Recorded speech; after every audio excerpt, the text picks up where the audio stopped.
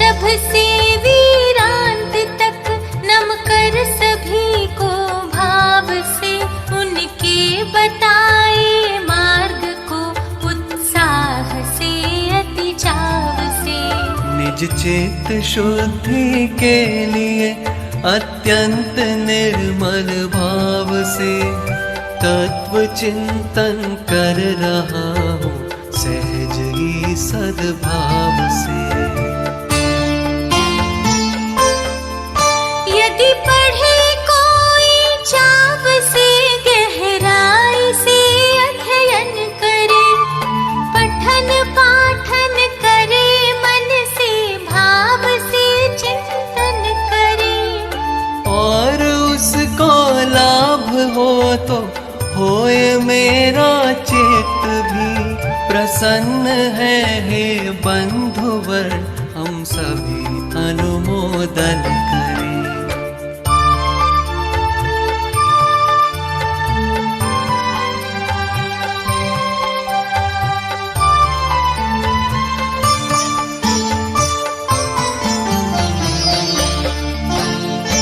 जीव और अजीव आश्रव बंध संवर निर्जरा, और मोक्ष ये सब तत्व है, और अर्थ है तत्वार्थ है।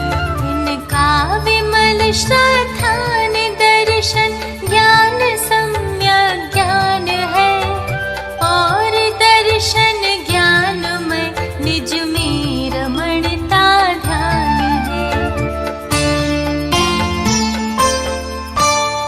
पुण्य एवं पाप भी तत्वार्थ में आते रहे, पुण्य एवं पाप आश्रव बंध के ही भेद है। पुण्य आश्रव पाप आश्रव इस तरह से बंध में, हम पुण्य बंधरु पाप बंधरु भेद करते रहे हैं।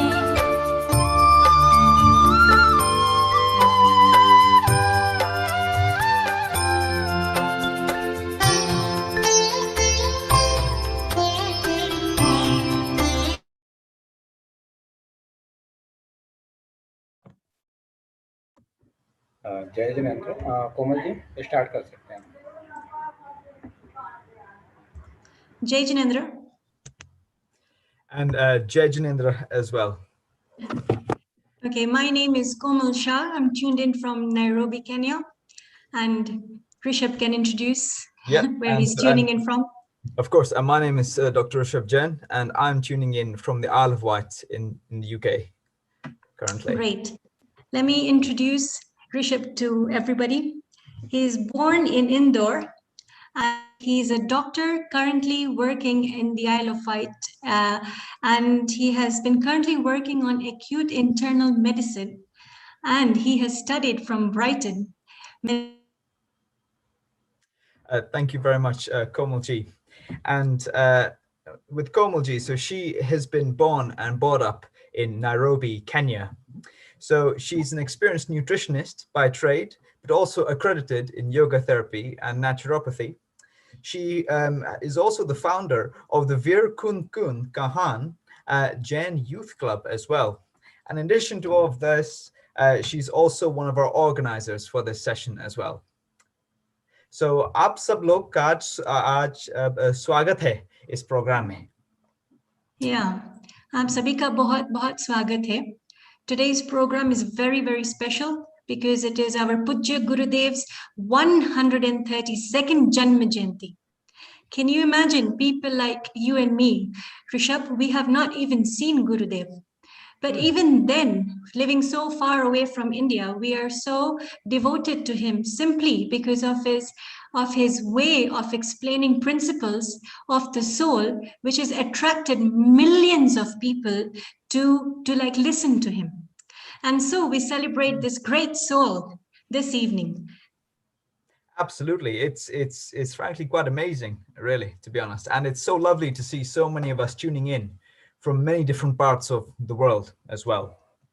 So I think that first of all, that we're going to start with with with the Namakar mantra given by two of our youngest members as well in our Jain community. So first of all, we have Fiona and Briella Shah. So they're both from Switzerland. They're 9 and 7 years old, and already from this young age, so they've both they're not eating underground vegetables. They've started taking Jain classes, and in addition to going on with their usual livelihoods, including reading, painting, and science. So without further ado, so I'll then go to these guys. So Fiona and Briella. So the Namakar mantra, please, our just to kick off our program. Thank you.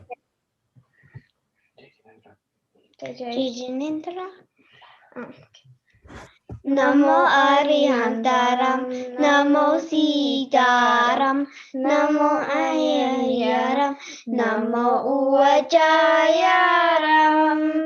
Namo Loe Savasahunam. Eso Panchamo Yaro, Save Pava Panasana, Mangalam Trisavesim, Paramam Hoi Mangalam. Param hoi mangalam. Chattari mangalam, arhanta mangalam, sita mangalam, sahu mangalam, kevali panato tammo mangalam. Chattari mangalam, arhanta lokutama, Sita Lokutama, Sahu Lokutama, Kevali Panatum, Tammo Lokutamo. Chatarisharam Pavajami, Anantaram Pavajami, Sitesharam Pavajami, Sahu Saram Pavajami, Kevali Panatum, Tamam Sharam Pavajami. Thank you. Well done, Briella and Fiona. You spoke so well. Now we call Annie from India, who is a young scholar who can speak fluent Sanskrit, Hindi, and even Prakrit. Annie, please come forward with the Mangalacharan.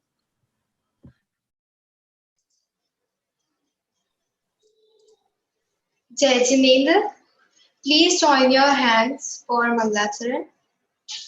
Namah Shri Vardhamanaya Nirdhuta Kalilatmane Salokanam Trilokanam Yadvidya Darpanayate.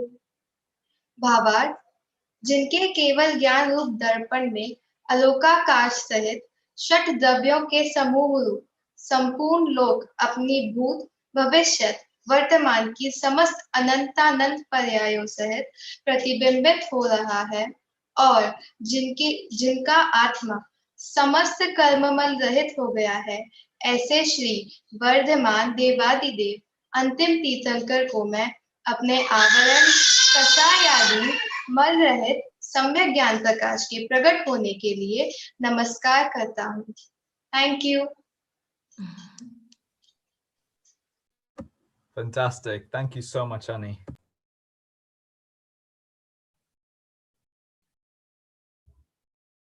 Next, we have Dia and Anya. Dr. Rishabh will now introduce them. Absolutely. So Dia and Anya. So these guys, they're also 7 years old and twins. So they're both coming to us from Kenya. And despite also only being in the 3rd grade, they're also starting to develop a keen interest in Jainism, and they're going to show us one of their prayers.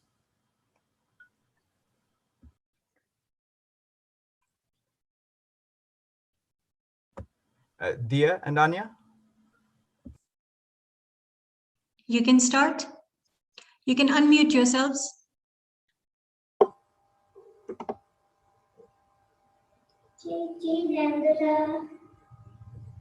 हे प्रभु चरणों में तेरे आ गए, हे प्रभु चरणों में तेरे आ गए,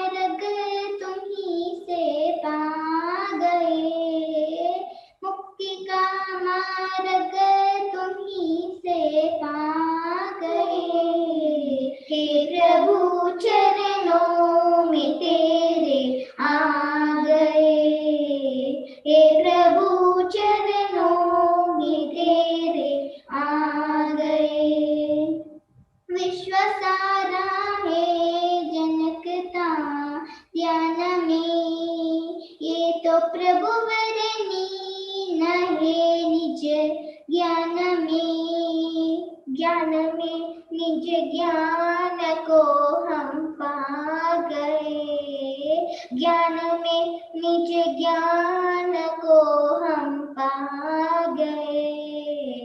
हे प्रभु चरणों में तेरे आ गए। हे प्रभु चरणों में तेरे आ गए। भावना अपनी कफल हम पा गए। भावना अपनी कफल हम पा गए। हे प्रभु चरणों में तेरे आ गए। हे प्रभु चरणों में तेरे आ गए। Wonderful. Thank you so much. And That I was think excellent, Dia and Anya. Well done. Now I would like to introduce our panel of speakers. We have our first speaker is Sanjay Kumarji Shastri from Kota. Second speaker is Dr. Sanjeev Goda. And our third speaker is Devendraji Jain. What do I say about our speakers? They are international youth icons. Surely everybody has heard their name. Whatever I say will always be very little. Sanjay Shastri ji is an excellent storyteller who has understood Jain principles very, very well.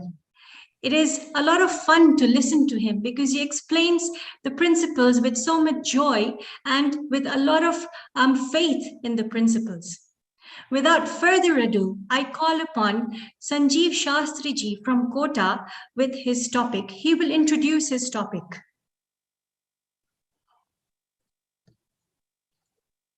Sanjay ji आप आपकी topic आप बोलना।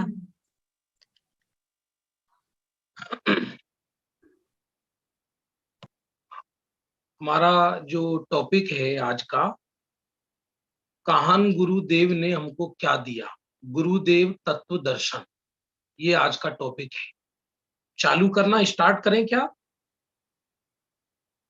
Komal ji start करें? हाँ please आप start कीजिए। अज्ञान तिमिरांधानां ज्ञानांजन शलाकया चक्षुरुन्मीलितं येन तस्मै श्री गुरुवे नमः।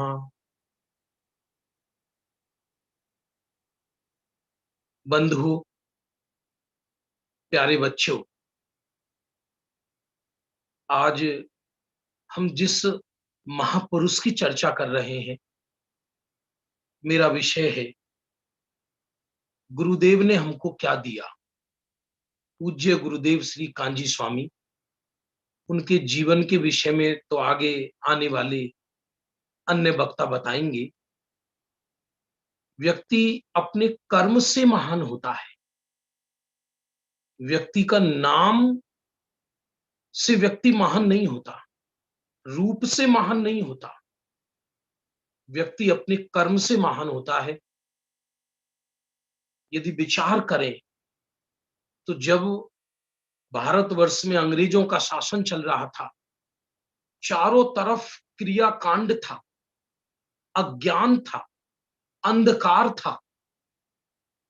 ऐसे समय में गुरुदेव श्री का अवतार हुआ, कांजी स्वामी का अवतार हुआ।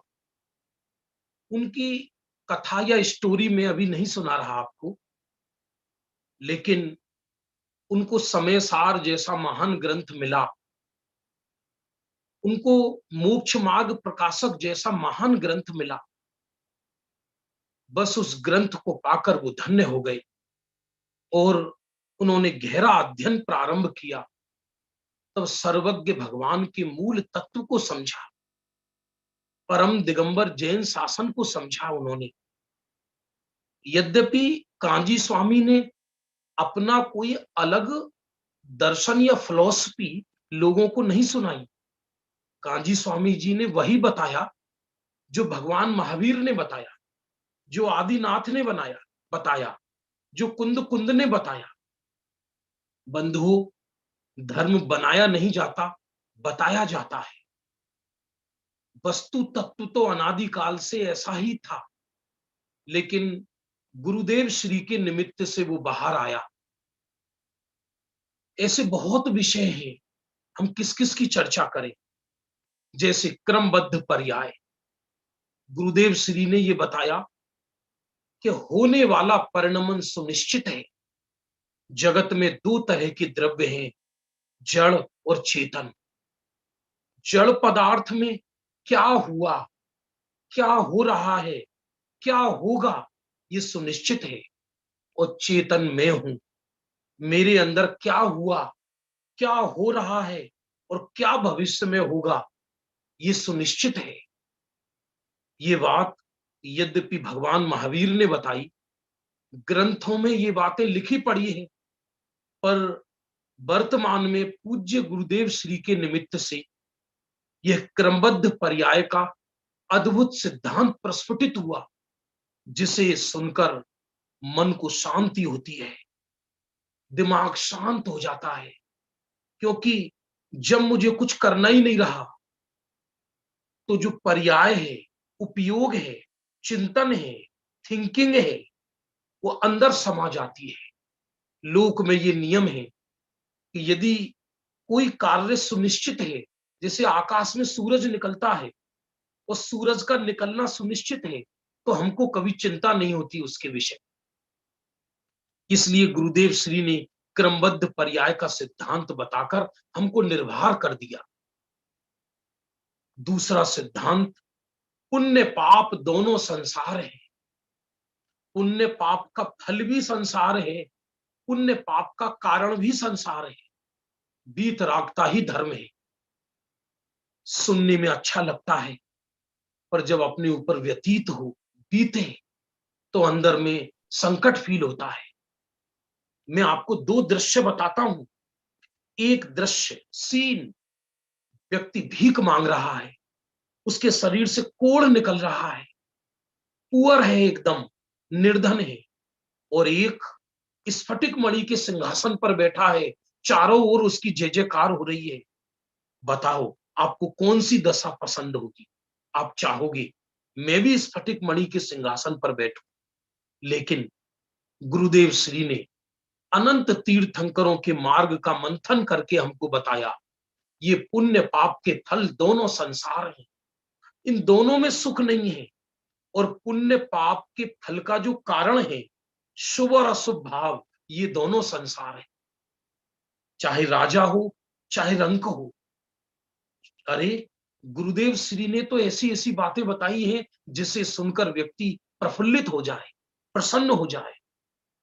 जिस भाव से जीव तीर्थंकर बनता है, तीर्थंकर पुण्य भाव का फल है। बंधुओं प्लीज लिसन, ध्यान पूर्वक सुनना। जिस भाव से पुण्य का बंध तीर्थंकर बनता है, वह भाव भी दुख का कारण है, बंध का कारण है। चाहे मैं स्वर्ग जाऊं, चाहे मैं नरक रहूं, चाहे मैं मध्य लोक में रहूं, चाहे त्रियंच गति में रहूं, आत्मा तो आत्मा है। पुण्य के फल से आत्मा महान नहीं हो जाता, पाप के फल में आत्मा दीन नहीं हो जाता, शुभ भाव करने से आत्मा महान नहीं हो जाता, अशुभ भाव करने से आत्मा दीन नहीं हो जाता। इसलिए पुण्य पाप का फल दोनों संसार है, और पुण्य पाप का कारण शुभ और अशुभ भाव, ये भी दोनों संसार है। दरअसल ये एक फिलॉसफी है। इसको एक एक विषय को समझने के लिए कम से कम एक एक समय तो चाहिए ही चाहिए, एक एक घंटा। फिर भी हम संक्षिप्त में चर्चा कर रहे हैं, गुरुदेव श्री ने हमको क्या दिया। जड़ की क्रिया में धर्म न थी। जड़ की क्रिया में धर्म न थी, इट मीन्स, इसका अर्थ क्या? ये जो मैं बोल रहा हूं, इट इज जड़ की क्रिया, ये जड़ की क्रिया है। मुंह से बोलने में धर्म नहीं है, हाथों को हिलाने में धर्म नहीं है, ताली बजाने में धर्म नहीं है, नाचने में धर्म नहीं है, पूजन करने में धर्म नहीं है। ये सब जड़ की क्रिया है। बल्कि जड़ की क्रिया में धर्म न थी, क्योंकि जड़ तो पृथक द्रव्य है, पर द्रव्य है। मैं तो चेतन द्रव्य हूं, तो चेतन जड़ का कर्ता कैसे हो सकता है? गुरुदेव श्री ने ये हमको अमूल्य तत्व दिया। एक एक सिद्धांत ऐसा है, सुनकर मन मयूर नाच उठे। कोई प्रश्न हो सकता है कि जब जड़ की क्रिया में धर्म नहीं है, जड़ की क्रिया होती तो है, होने दो ना, होगी, अवश्य होगी, क्योंकि जड़ अपना काम करेगा, चेतन अपना काम करेगा। जड़ का नाश नहीं करना, जड़ की क्रिया का नाश भी नहीं करना, पर मैं उसका करता भी नहीं, मैं तो मेरे भावों का करता हूं। ये गुरुदेव श्री ने फरमाया। गुरुदेव श्री ने हमें दो द्रव्यों की स्वतंत्रता बताई, दो द्रव्यों की स्वतंत्रता, बहुत अद्भुत सिद्धांत बताया। आकाश में जगह कम है, वस्तुएं ज्यादा हैं, इसलिए आकाश के एक क्षेत्र में बहुत सारी वस्तुएं रहती हैं। ये शरीर है, इसी के अंदर आत्मा है, लेकिन आत्मा का एक भी प्रदेश शरीर रूप नहीं होता, और शरीर का एक भी परमाणु आत्मा रूप नहीं होता। शरीर की क्रिया का कर्ता आत्मा नहीं है, और आत्मा की क्रिया का कर्ता शरीर नहीं है। ये दो द्रव्य बिल्कुल स्वतंत्र हैं, कोई किसी का कर्ता धर्ता नहीं है। धरती का चप्पा चप्पा स्वतंत्र है, हर चीज अपने अंदर अंतर्मग्न है। ये विश्व बहुत सुंदर है। सुंदर क्यों है? क्योंकि धरती का कण कण, तीनों लोकों का चप्पा चप्पा, हर द्रव्य अपने अंदर अंतर्मग्न है। स्वतंत्रता और स्वावलंबन, ये जैन दर्शन का सार है, ऐसा गुरुदेव श्री ने बताया है। मैं भी स्वतंत्र हूं, आप भी स्वतंत्र हो। कण कण परमेश्वर है, वो जड़ेश्वर है, मैं चैतन्येश्वर हूं। ये मालूम पड़ते ही जो दृष्टि है, जो पर्याय है, जो उपयोग है, जो चिंतन है, जो कॉन्सेप्ट है, वो अपने आप को विषय बना लेता है। लोक में ये नियम है बंधुओं, हमें जिसकी महिमा होगी प्रेम उसका होगा, और प्रेम जिसका होगा हम उसको विषय बनाएंगे। हो सकता है काफी नए लोग हों तो विषय कठिन लग रहा हो। गुरुदेव श्री ने हमें सम्यक दर्शन का विषय सुनने में कठिन लगेगा, जिसको दृष्टि का विषय कहते हैं।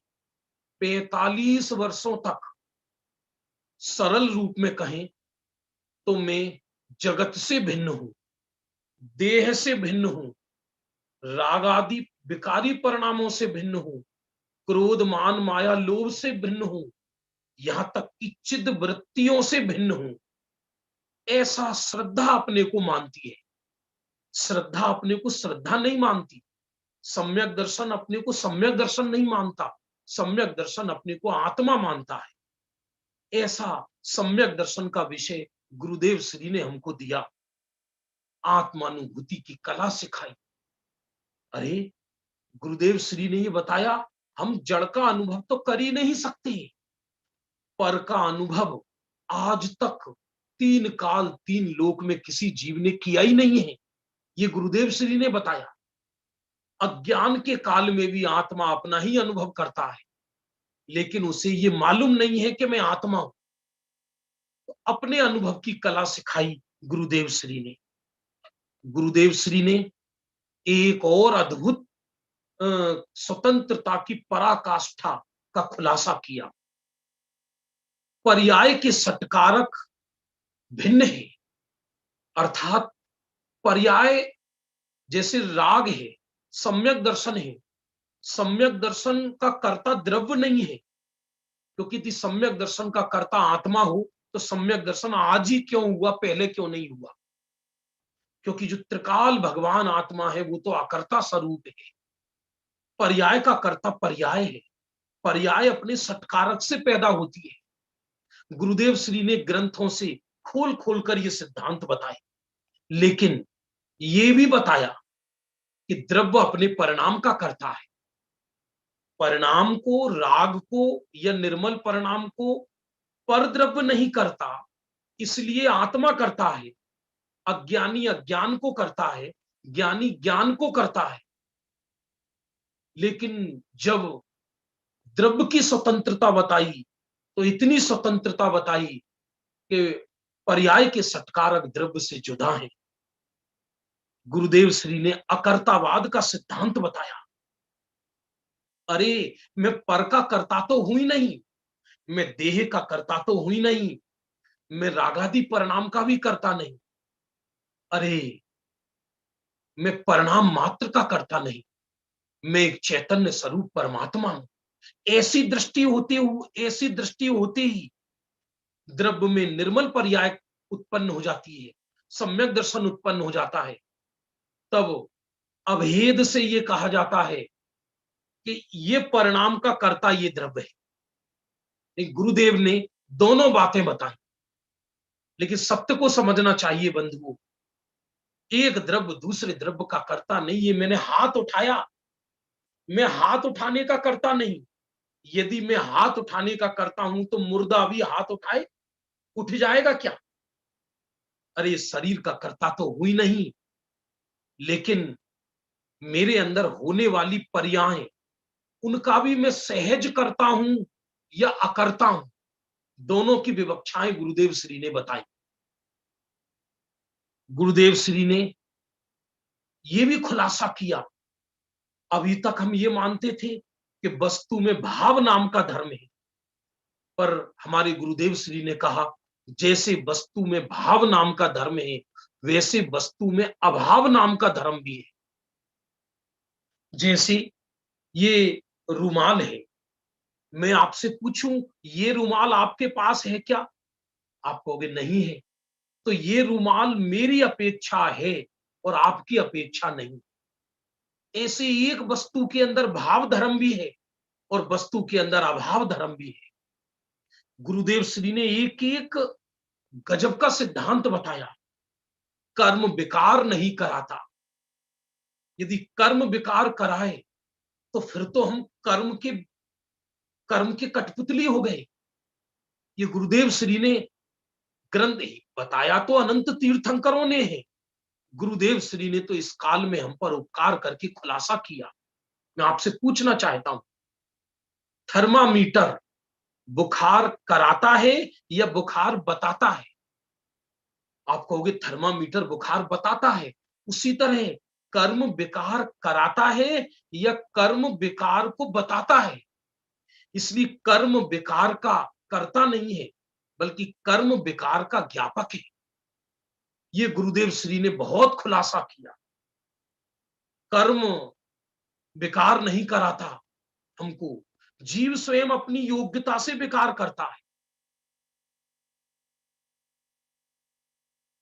जिस भाव से तीर्थंकर गोत्र बंधाए वो भाव भी है। गुरुदेव श्री ने निश्चय व्यवहार का भी बहुत सुंदर निरूपण किया, बहुत सुंदर निरूपण किया है। गुरुदेव श्री की मूल देन है कि व्यवहार से निश्चय उत्पन्न नहीं होता। व्यवहार निश्चय का उत्पादक नहीं है, बल्कि व्यवहार निश्चय का सहचर है, साथ रहता है। व्यवहार निश्चय का ज्ञापक है। व्यवहार से निश्चय उत्पन्न नहीं होता। ये गुरुदेव श्री ने खुलासा किया। पूर्णता के लक्ष्य से होने वाली शुरुआत ही सच्ची शुरुआत है। चौथे गुण स्थान में ही सिद्ध समान सम्यक दर्शन हो जाता है। चतुर्गति में कहीं भी भगवान आत्मा रहे, आत्मा का नाश कभी नहीं होता। आत्मा सदा एक सा एक जैसा रहता है। पंचम परम पारनामिक भाव कभी विकृत नहीं होता, वो सदा एक जैसा रहता है। ऐसा गुरुदेव श्री ने बहुत ही अनुपम सिद्धांत हमको बताए हैं। ऐसे ऐसे सिद्धांत बताए हैं जिसकी हम कल्पना नहीं कर सकते। गुरुदेव श्री ने हमको चरणानियोग भी सिखाया, अकेला द्रव्यानियोग ही नहीं सिखाया। सूखे नीम के पत्ते पर भी कोई पैर रखे तो कहते थे इसमें अनंत भगवान है। घास पर पैर मत रखो, इसमें हमारे अनंत भव के माँ बाप है। गुरुदेव श्री ने हमको वात्सल्य करना सिखाया। धन धन साधर्मी मिलन की घड़ी। साधर्मी को देखकर अरे गुरुदेव श्री का प्रादुर्भाव क्या हुआ। जितना प्रेम हमें परिवारजन से और रिश्तेदारों से नहीं होता, जितना प्रेम हमें साधर्मी से होता है। इसलिए गुरुदेव की देन हम क्या कहें। गुरुदेव ने इस काल में हमको मुक्ति ही दे दी मानो, क्योंकि जब हमको मुक्त स्वरूप बता दिया, मुक्ति की इच्छा ही मिट गई। मैं वर्तमान में ही मुक्त स्वरूप चैतन्य भगवान आत्मा हूं। दूसरे शब्दों में कहें तो पूज्य गुरुदेव श्री ने इस वर्तमान पंचम काल को चौथा काल जैसा बना दिया, भरत क्षेत्र को विधेय क्षेत्र बना दिया, पामर को भगवान बना दिया और मुक्त स्वरूप दिखाकर मुक्ति की इच्छा ही समाप्त हो गई। हम कितना उपकार गाएं। एक कोई किसी को बीड़ी सिगरेट पिला दे, व्यक्ति उसी को दानवीर की उपाधि दे देता है, उसको महान कह देता है, उसको उदार कह देता है। गुरुदेव श्री ने हमारा मुख निगोद की ओर से फेर कर मोक्ष की ओर कर दिया है। हम उनका कितना उपकार गाएं। आज रविवार को ये केन्या, यूके, यूएसए और भारत के इस सामूहिक मंच पर जो गुरुदेव श्री की ये जन्म जयंती उपकार दिवस मनाया जा रहा है, ये बहुत ही अद्भुत है। मैंने संक्षिप्त समय में गुरुदेव ने हमको क्या दिया ये बताने का प्रयत्न किया है। हमारा समय हो चुका। हम कम समय में, जीवन बहुत कम है, गुरुदेव के सिद्धांतों को समझकर, गुरुदेव के सिद्धांत माने बीतरागी प्रभु के सिद्धांतों को समझकर अपनी आत्मा का कल्याण करें। इसी भावना के साथ मैं अपने वक्तव्य को विराम देता हूं।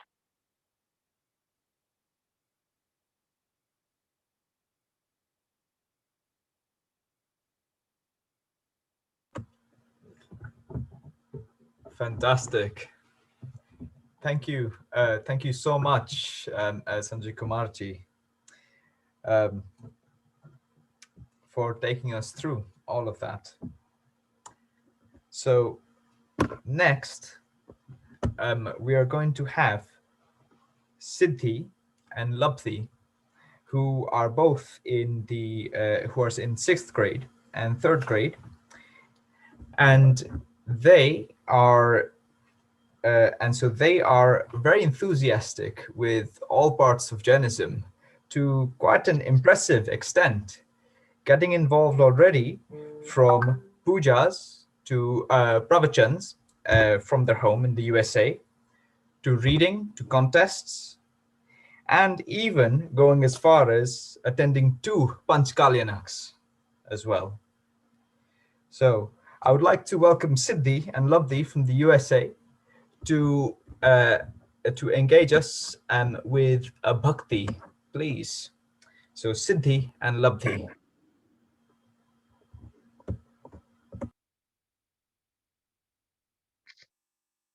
Jai Janendra, my name is Siddhi Kapadia. And my name is Lavika Kapadia. We live in Crutchwood, Maryland, USA. And today we will sing the Guru Stuti.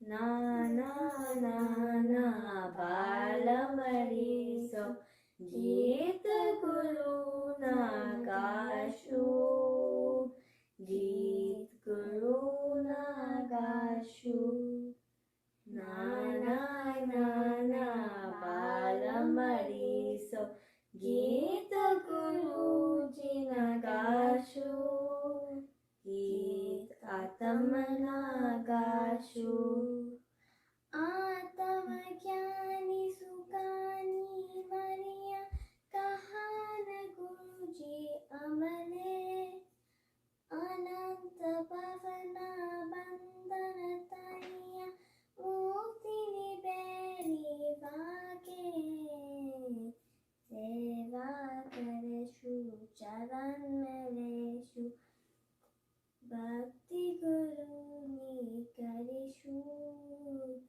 की करुणा गाशु तगले पगले आगन बंद आत्म भावना रोके गुरुदेव आप हो आशीष अमने शक्ति स्वभाव मालागे पर पावन चता ज्ञान ने स्वभाव मस्तिर करिशु गीत आत्मना गाशु ना ना ना ना बालमरीसो गीत गुरु ना गाशु गीत गुरु ना गाशु मुक्ति पुरी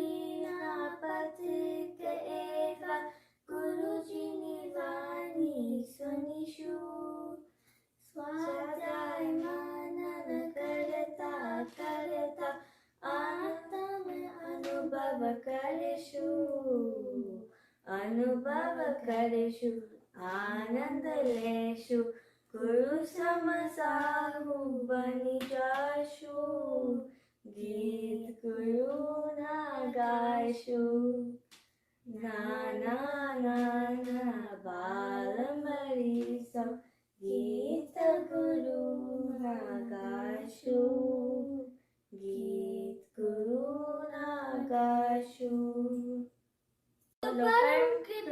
परम उपकारी श्री सद्गुरुदेव नो जय हो जय हो जय हो जय Jinendra. Thank you from USA. That was wonderful. It was so enjoyable to listen to your bhakti and even to see your devotion that you're staying so far away, yet you are so devoted. So thank you to your parents as well. Thank you, Sanjay Kumar ji. Sanjay Kumar ji Nairobi भी आए हैं और हम सबका उनका प्रवचन बहुत ही अच्छा लगा था। और अब आ रहे हैं डॉक्टर संजीव गोधा जी, वो भी नैरोबी आ चुके हैं और अब उनको मैं बुलाती हूँ। बहुत ही पॉपुलर पंडित है amongst youngsters, just like our two other pandits, and he gives 3 pravachans a day on YouTube. Can you imagine his devotion? He's an excellent Pandit who is a director in Jaina, which is based in USA. And definitely he's a youth icon because he's always encouraging us. And secondly, he's always smiling when he's talking. Please come forward, Dr. Sanjeev Godhaji from Jaipur, and kindly introduce your topic. पूज्य गुरुदेव ना होते तो आज क्या होता, सत्य दर्शन का सूर्य अस्त हो गया होता। गुरुदेव श्री के जन्म जयंती का यह है प्रसंग सर्वोदय अहिंसा और नैरोबी ट्रस्ट के माध्यम से मनाया जा रहा है। अभी हमने आदरणीय संजय जी शास्त्री जेवर वालों के माध्यम से गुरुदेव श्री ने हमारे को क्या दिया इसकी चर्चा को सुना। कितने सिद्धांत एक एक सिद्धांत के ऊपर घंटों चर्चा की जाए। भाई साहब ने शॉर्ट में उन सब बातों को बतलाया, लेकिन उन सब बातों को सुन करके हम महसूस कर पा रहे थे कि आखिर उन्होंने क्या दिया है। मेरा विषय आज यहाँ इस प्रवर्तमान गोष्ठी में है, गुरुदेव श्री कहो या क्रमबद्ध कहो, दोनों एक ही भाव को सूचित करते हैं। और क्रमबद्ध पर्याय की दृढ़ता पूर्वक पुरुषार्थ किस तरह से गर्भित उसमें होता है, इस पर मुझे थोड़ी बहुत चर्चा आप लोगों के बीच में करनी है। गुरुदेव और क्रमबद्ध पर्याय पर्यायवाची हैं। क्रमबद्ध पर्याय की चर्चा चले और गुरुदेव श्री कांजी स्वामी का नाम न आए, ऐसा हो नहीं सकता। मैं सिर्फ आज की बात नहीं कर रहा हूं, हजारों वर्ष बाद में भी जब कभी भी कोई व्यक्ति क्रमबद्ध पर्याय शब्द का उच्चारण करेगा, जब कभी भी कोई व्यक्ति क्रमबद्ध पर्याय की चर्चा करेगा, तो गुरुदेव का नाम आए बिना नहीं रहेगा। गुरुदेव श्री और क्रमबद्ध पर्याय, गुरुदेव श्री के पहले क्रमबद्ध पर्याय शब्द नहीं था। क्रमबद्ध तो था, क्रमबद्ध शब्द नहीं था। क्रमबद्ध शब्द यदि किसी की देन है वर्तमान युग में, तो गुरुदेव श्री की देन है। गुरुदेव श्री ने जब क्रमबद्ध पर्याय की चर्चा जन जन में प्रसारित की, तो उसका विरोध भी कम नहीं हुआ। समाज में बहुत विरोध हुआ। शायद ही गुरुदेव श्री द्वारा प्रतिपादित किसी अन्य सिद्धांत का इतना विरोध हुआ हो जितना विरोध क्रमबद्ध पर्याय का हुआ। लेकिन मैं कहता हूं, उस विरोध से क्रमबद्ध पर्याय को कोई फर्क नहीं पड़ता, क्योंकि वो विरोध भी क्रमबद्ध था। जितना भी विरोध हुआ वो सब विरोध भी तो क्रमबद्ध था, स्वयं समय की पर्यायगत योग्यता के आधार पर होने वाला था। कौन बदले, कौन परिवर्तित करे? जब जब क्रमबद्ध पर्याय की चर्चा चलती है, 2 महत्वपूर्ण प्रश्न सहज ही उठ जाते हैं। एक प्रश्न उठता है अकाल मृत्यु को लेकर के, आज हमारी चर्चा का वो विषय नहीं है। और दूसरा महत्वपूर्ण प्रश्न, फिर पुरुषार्थ का क्या होगा? सब कुछ निश्चित है तो पुरुषार्थ का क्या होगा? फिर हमारे हाथ में क्या है? फिर तो हम बंध गए, फिर तो हम पराधीन हो गए भाई साहब, फिर तो हम परतंत्र हो गए हैं। अरे गुरुदेव श्री, आपने क्या क्रमबद्ध की बातें बता दी है, सब कुछ क्रमबद्ध है, सब कुछ क्रमबद्ध है, सब कुछ निश्चित है, फिर न हम क्या करें? बतलाओ, कुछ भी नहीं कर सकते हम तो। भैया तुम किस करने की बात कर रहे हो, किसे करना करना समझ रहे हो? हमें एक बात यह बतलाओ, सच में करना क्या होता है, क्रिया क्या होती है? मैं कभी कभी पूछता हूँ, सब बातें गुरुदेव ने बहुत खोल खोल करके कही है। ज्ञान स्वभाव ज्ञेय स्वभाव नामक पुस्तक में गुरुदेव श्री के क्रमबद्ध पर्याय के ऊपर जितने प्रवचन हैं वो सब लिपिबद्ध हैं, प्रकाशित हैं। डॉक्टर हुकमचंद जी वारिल्ल साहब ने क्रमबद्ध पर्याय अनुशीलन नामक पूरी पुस्तक लिखी है। हम पढ़ाते हैं महाविद्यालय में वर्षों से, साल भर चलता है, 2-4 महीना तो चलता ही है वो विषय क्रमबद्ध पर्याय के बारे में। हमें तो संक्षेप में यहाँ 10-5 मिनट में आपके बीच में चर्चा करनी है कि आखिर ये क्रमबद्ध पर्याय और पुरुषार्थ का क्या संबंध है। मैं एक बात पूछता हूं, आज क्रमबद्ध की चर्चा चल रही है और आप ये कह रहे हैं पुरुषार्थ का क्या होगा, फिर हमारे हाथ में क्या होगा। मेरा एक क्वेश्चन है आपसे, क्वेश्चन ये है कि जब तक आपने क्रमबद्ध की चर्चा नहीं सुनी थी, आज आपने सुनी ना, और आप क्रमबद्ध और पुरुषार्थ की बात कर रहे हैं। मेरा प्रश्न है, कल तक क्रमबद्ध था या नहीं था? कल तक था या नहीं? आज यदि आपको ऑब्जेक्शन लग रहा है क्रमबद्ध और पुरुषार्थ को लेकर के, मेरा ये प्रश्न है, कल क्रमबद्ध था या नहीं? साहब कल भी था तो सही क्रमबद्ध। तो इसका मतलब यह है कि क्रमबद्ध तो सदा काल से है। जब आप जन्म से लेकर के आज तक आपकी समस्त अवस्थाएं क्रमबद्ध हुई है, तो फिर आपको पुरुषार्थ को लेकर के आज ही ऑब्जेक्शन क्यों? आज ही ऐसा क्यों लग रहा है? फिर क्रमबद्ध का क्या होगा, फिर क्रमबद्ध का पुरुषार्थ का क्या होगा, फिर हमारे हाथ में नहीं रहेगा। कल क्या कर रहे थे? आपको दुकान खोलनी है, दुकान खोलो रहे, तुम्हारे खोलने से खुलती भी नहीं है दुकान, तुम्हारे बंद करने से बंद भी नहीं होती है, रोटी खाने से रोटी नहीं खाया जाता है। तुम जिसे पुरुषार्थ समझ रहे हो वो पुरुषार्थ नहीं है। गुरुदेव श्री ने कहा वो नपुंसकता है। गुरुदेव श्री कहते हैं ये अपराध है। कुत्ते की तरह यूं करूं यूं करूं, वजन अपने माथे पर लेकर के बैलगाड़ियों को खींचने वाले कुत्ते की तरह बार बार में कहा करते थे, मैं ये कर रहा हूं, मैं ये कर रहा हूं, मैं ये कर रहा हूं। अरे भैया पहले ये समझ लो पुरुषार्थ कहते किसे है, पुरुषार्थ किसे कहते हैं? वीर्य गुण का नाम है पुरुषार्थ। जीव के वीर्य गुण की पर्याय है पुरुषार्थ।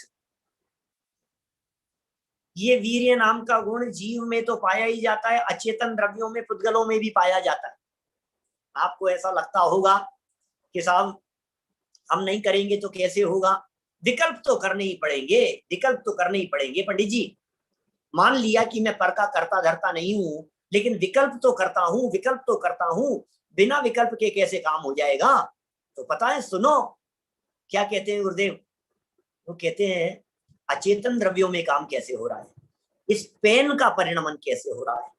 ये जो फैन चल रहा है, ये फैन कैसे चलते चलते रुक जाता है, बादलों का गरजना कैसे होता है, बादलों का बरसना कैसे होता है, रेनबो स्काई में दिखाई देने वाला रेनबो वो कैसे बन गया है, इंद्रधनुष कैसे बन गया है, बिजलियां कैसे कड़क रही है, धरती कैसे फट जाती है, वस्तु नई से पुरानी कैसे हो जाती है।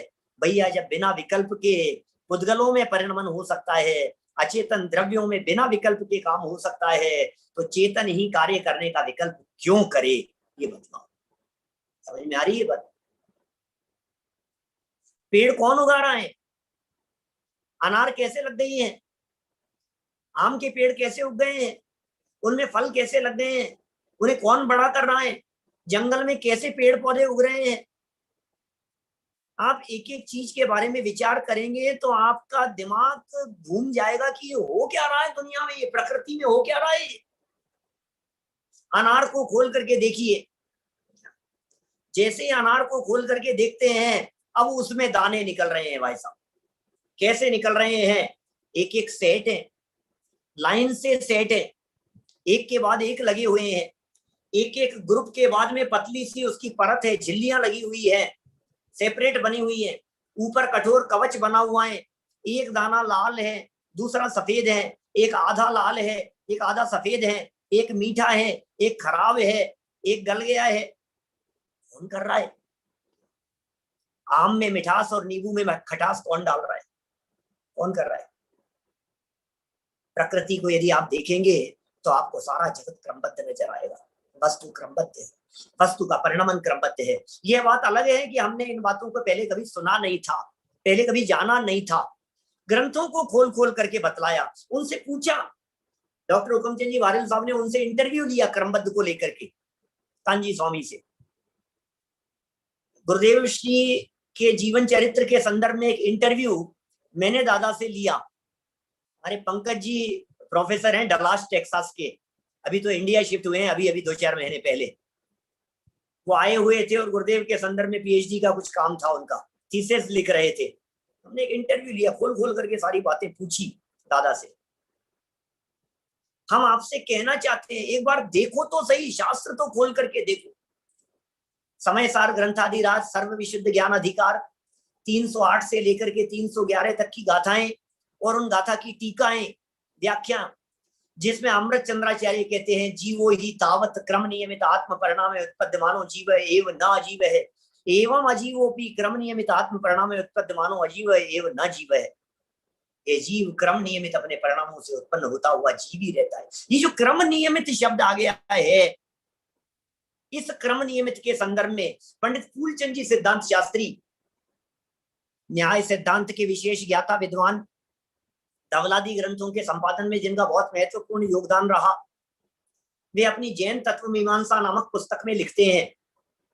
क्या लिखते हैं? वे कहते हैं क्रम नियमित का वही अर्थ है जो वर्तमान युग में कांजी स्वामी के माध्यम से क्रमबद्ध पर्याय के रूप में बतलाया जाता है।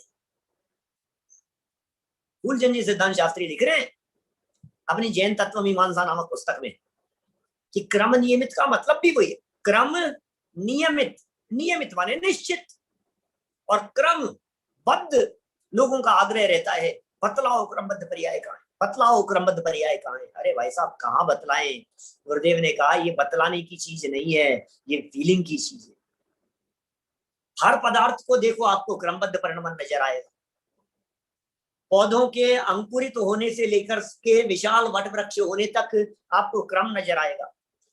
बालक के गर्भ में आने से लेकर हर महीने के चित्र आपको साइंटिस्ट लोग बतला देंगे, डॉक्टर्स बतला देंगे।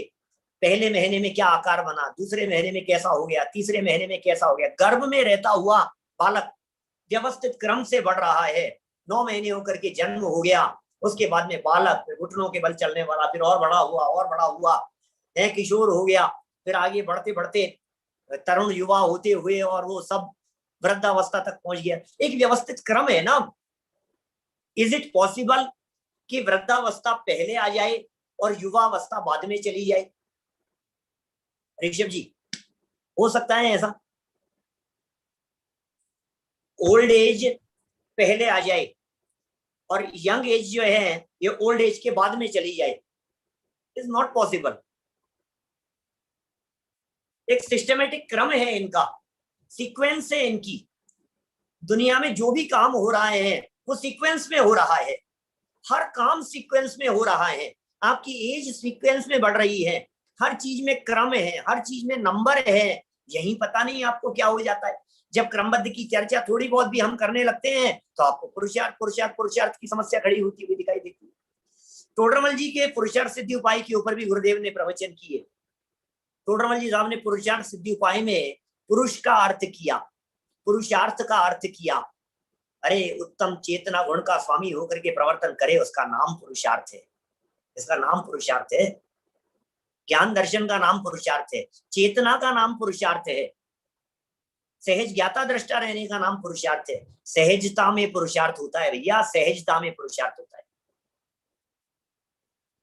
आप किसे पुरुषार्थ कह रहे हो? अज्ञानी जीवों को क्रमबद्ध में पुरुषार्थ उड़ता हुआ नजर आ रहा है, लेकिन भाई क्रमबद्ध में पुरुषार्थ उड़ता नहीं है, क्रमबद्ध के निर्णय में पुरुषार्थ छिपा है। ये गुरुदेव की देन है। क्रमबद्ध का निर्णय करो, ये निर्णय करने वाली पर्याय ये पुरुषार्थ है। निर्णय नहीं हो पा रहा है, निर्णय नहीं हो पा रहा है हमारे को, ये पुरुषार्थहीनता का काम है। क्या करे, पर में तो चलती नहीं है। एक द्रव्य दूसरे द्रव्य का कर्ता धर्ता नहीं है। इस महान सिद्धांत का उद्घोष यदि किसी व्यक्तित्व के माध्यम से हुआ है तो वे गुरुदेव श्री। एक द्रव्य दूसरे द्रव्य का कर्ता धर्ता नहीं। एड़ी से चोटी तक का जोड़ लगा लो आप, एक द्रव्य दूसरे द्रव्य का कर्ता धर्ता नहीं हो सकती है। इस महा सिद्धांत को किसने प्रतिपादित किया? आगम से निकाल निकाल करके बतलाया। दादा ने उस काम को किया। डॉक्टर उगम चंद जी वारिल साहब ने अपने अनुशीलन के अंदर निकाल निकाल करके उमा स्वामी आचार्य ने कहा सर्वद्रव्य पर्यायेषु केवलस्य, उसकी टीका में सर्वार सिद्धि के अंदर लिखा। कुंद कुंदाचार्य देव ने प्रवचन सार की 99वीं गाथा के अंदर लिखा। 38वीं गाथा के अंदर इस प्रकार का प्रकरण आया। कदम कदम पे इस तरह की निकाल कार्तिकेय अनुप्रेक्षा की गाथाएं प्रस्तुत कर दी।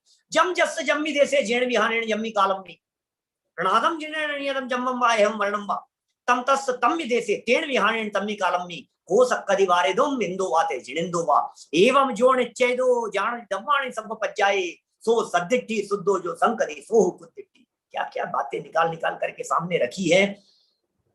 क्या तत्व आ गया है। ये वो तत्व है, ये वो सिद्धांत है, ये वो चर्चा है जो सर्वज्ञता के आधार पर बतलाई जाती है। गुरुदेव ने कहा क्रमबद्ध नहीं मानने वाले सर्वज्ञता को नहीं मान सकते। आप यदि सर्वज्ञता को मानते हैं तो आपको क्रमबद्ध मानना ही पड़ेगा। ऐसा कैसे हो सकता है? सर्वज्ञता को तो मानो और क्रमबद्ध को नहीं मानो, ऐसा कैसे हो सकता है? सर्वज्ञ सब कुछ जानते हैं ना। तो सर्वज्ञ भगवान तीन लोक के नाथ, वे इस बात को जानते होंगे या नहीं जानते होंगे कि हमारे साथ में भविष्य में क्या घटना घटने वाली है? बोलो। सर्वज्ञ भगवान के ज्ञान में ये बात नहीं आ रही होगी। अच्छा, मैं आपसे पूछता हूं, इतनी सी बात का मुझे जवाब दे दीजिए कि आप लोगों को ये कार्यक्रम शुरू होने के पहले पता था या नहीं पता था कि आज ये कार्यक्रम शुरू होने वाला है? मालूम था प्रोग्राम शुरू होगा। इंडिया टाइम 9 o'clock, यूके में तो अभी दिन होगा। मेरा कहने का मतलब ये है, आपको पता था ना, तो आप फ्यूचर को जानते हो। फ्यूचर काम होने के पहले 15 दिन पहले, 1 महीने पहले, 2 महीने पहले, 6 महीने पहले, साल भर। अरे इतना नहीं, भगवान के ज्ञान में भी फ्यूचर झलक रहा है। जब हमारे ज्ञान में फ्यूचर झलक सकता है तो भगवान के ज्ञान में फ्यूचर क्यों नहीं झलकेगा? ये बताइए। प्रश्न तो यहाँ खड़ा होता है पुरुषार्थ को लेकर के। भैया जब काम अच्छा होता है तो आप कहते हो पुरुषार्थ किया, जब काम बिगड़ जाता है तो फिर किसने किया? ये बतलाइए। गुरुदेव ने हमें बतलाया कार्य 5 समवाय से होता है। 5 समवाय से होता है। कोई भी काम होता है तो उसमें स्वभाव, पुरुषार्थ, निमित्त, होनहार, काल अवधि, 5 होते हैं। जब भी कोई काम होता है, बिना पुरुषार्थ के काम नहीं होता।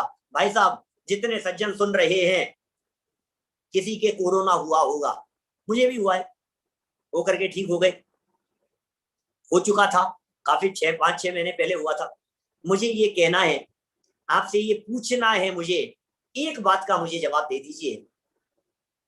तबीयत ठीक रहती है तो हमने किया, और मेंटेन करके चलता हूँ। ऐसा मेंटेन करके चल रहा हूँ, क्या बात कर रहे हो आप?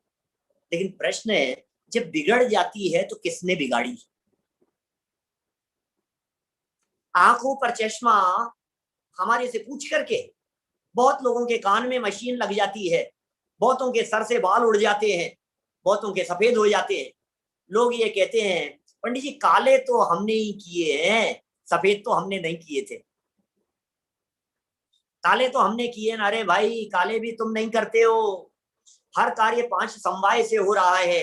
ये जो महासिद्धांत है, ये जो बातें खुल करके सामने आई है, ये जो ज्ञाता दृष्टापन के पुरुषार्थ की बात गुरुदेव के प्रवचनों में निकल करके आई, ये कुछ अद्भुत बातें थी। पुरुषार्थ ना, क्रमबद्ध में पुरुषार्थ की बात कर रहे हो ना आप। हम आपसे पूछ रहे हैं, एक फिर प्रश्न नया हमारा, अरहंत सिद्ध भगवान पुरुषार्थी है या नहीं? सिद्ध भगवान पुरुषार्थी है या नहीं है? बोलो, हैं? क्या पुरुषार्थ कर रहे हैं भाई साहब? सिद्ध भगवान क्या पुरुषार्थ कर रहे हैं? सिर्फ जान रहे देख रहे हैं, सिर्फ जान रहे देख रहे हैं, यही तो पुरुषार्थ है। अरे ज्ञाता दृष्टापन का नाम पुरुषार्थ है, जानने देखने का नाम पुरुषार्थ है, और कोई पुरुषार्थ नहीं होता है। असली पुरुषार्थ ये होता है ज्ञाता दृष्टापन, इसे ही असली पुरुषार्थ कहते हैं। कभी कभी मैं ये कहता हूं, बोलने में पुरुषार्थ है कि चुप रहने में पुरुषार्थ है? मौन रह करके दिखाओ थोड़ी देर, तो आपको पता लग जाएगा मौन रहने में कितना पुरुषार्थ लगता है। आप निकल रहे हो रोड से और आपको 100 यूरो, आपके केनिया की करेंसी, आपके डॉलर, $100 का नोट आपको रोड पर, $500 का नोट यदि आपको पड़ा हुआ मिला, इंडिया में 2000 रुपए का नोट यदि आपको बाहर रोड पर दिखाई दे रहा है और आसपास में कोई नहीं है, मैं आपसे पूछता हूं, उठाने में पुरुषार्थ है कि नहीं उठाने में पुरुषार्थ है? बोलो, पुरुषार्थ किसमें है? उठाने में। उठाने में तो आपको झुकना पड़ेगा, उठाने में तो कमर टेढ़ी करनी पड़ेगी, आपको नीचे होना पड़ेगा, लेकिन नहीं उठाने में पुरुषार्थ है। माने कुछ नहीं करने का नाम पुरुषार्थ है, ये गुरुदेव श्री ने दिया हमारे। ज्ञाता दृष्टा रहने का नाम पुरुषार्थ है। प्रतिकूल परिस्थितियां बनने पर भी क्रोध करने में क्या दम है? नहीं करने में पुरुषार्थ है। सहज रहने में पुरुषार्थ है। पर्यायों के क्रमबद्ध परिणमन में उनका सहज पुरुषार्थ है। हर पर्याय अपनी योग्यता से, अपनी वीर्य शक्ति के आधार पर परिणमन कर रही है, ये उनका पुरुषार्थ है। सिद्ध भगवान पर में कुछ नहीं करते, अनंत भगवान पर में कुछ नहीं करते, ये उनका पुरुषार्थ है। यह असली पुरुषार्थ की बात है भाई साहब, जिस पुरुषार्थ की चर्चा गुरुदेव श्री ने हमारे को बतलाई, क्रमबद्ध परिणमन बतलाया। स्वभाव के निर्णय का नाम पुरुषार्थ है। इस क्रमबद्ध के निर्णय में दृष्टि स्वभाव सन्मुख होती है, पर्यायों से दृष्टि हटती है और दृष्टि स्वभाव सन्मुख हो जाती है। ये बातें खोल खोल करके उन्होंने हमारे सामने प्रस्तुत की। कुछ अद्भुत बातें आ गई थी। क्रमबद्ध और पुरुषार्थ, और क्रमबद्ध पुरुषार्थ के साथ साथ में क्रमबद्ध और गुरुदेव, इनको यदि वास्तव में एक दूसरे का पर्यायवाची कहा जाए तो किसी तरह की कोई अतिशयोक्ति नहीं है। युगों युगों तक, पंचम काल के अंत तक जब जब क्रमबद्ध पर्याय को याद किया जाता रहेगा, तब तब गुरुदेव श्री का नाम हमेशा सर्वोपरि रहेगा। अकेला क्रमबद्ध पर्याय की चर्चा कर रहा था, इसकी इतनी बात कही मैंने। वास्तव में तो जब जब अध्यात्म की चर्चा आएगी, जब जब समय सार की चर्चा आएगी, जब जब जैन सिद्धांतों का रहस्य निकालने की बात आएगी, तो गुरुदेव श्री जरूर याद आएंगे। और मैं तो ये कह सकता हूं, वर्तमान युग में, आगे आने वाले काल में गुरुदेव श्री को यदि हटा दिया जाए तो जैन दर्शन, जैन सिद्धांत, जैन अध्यात्म, जैन शासन का रहस्य अन्यत्र मिलेगा ही नहीं, मिलेगा ही नहीं, मिलेगा ही नहीं। मैं अपनी बात को यही विराम देता हूं। हम सब 132वीं जन्म जयंती का एक कार्यक्रम धूमधाम से मना रहे हैं। एक बार इन सिद्धांतों को गहराई से समझें, गहराई से जानें, गहराई से पढ़ें और अपने जीवन को सफल सार्थक करें। इसी भावना से बात को यही विराम। वाओ, डॉक्टर गोदा जी, इतनी पावरफुल बातें आपने बताई है। आपने बताया हमको क्रमबद्ध पर्याय की और पुरुषार्थ की। Thank you so much. So next अब हम लाएंगे प्रिशा और जनाली, age 7 and 11 respectively, from Brisbane, Australia, who will also tell us a lovely bhakti as well. So Prisha and Janali.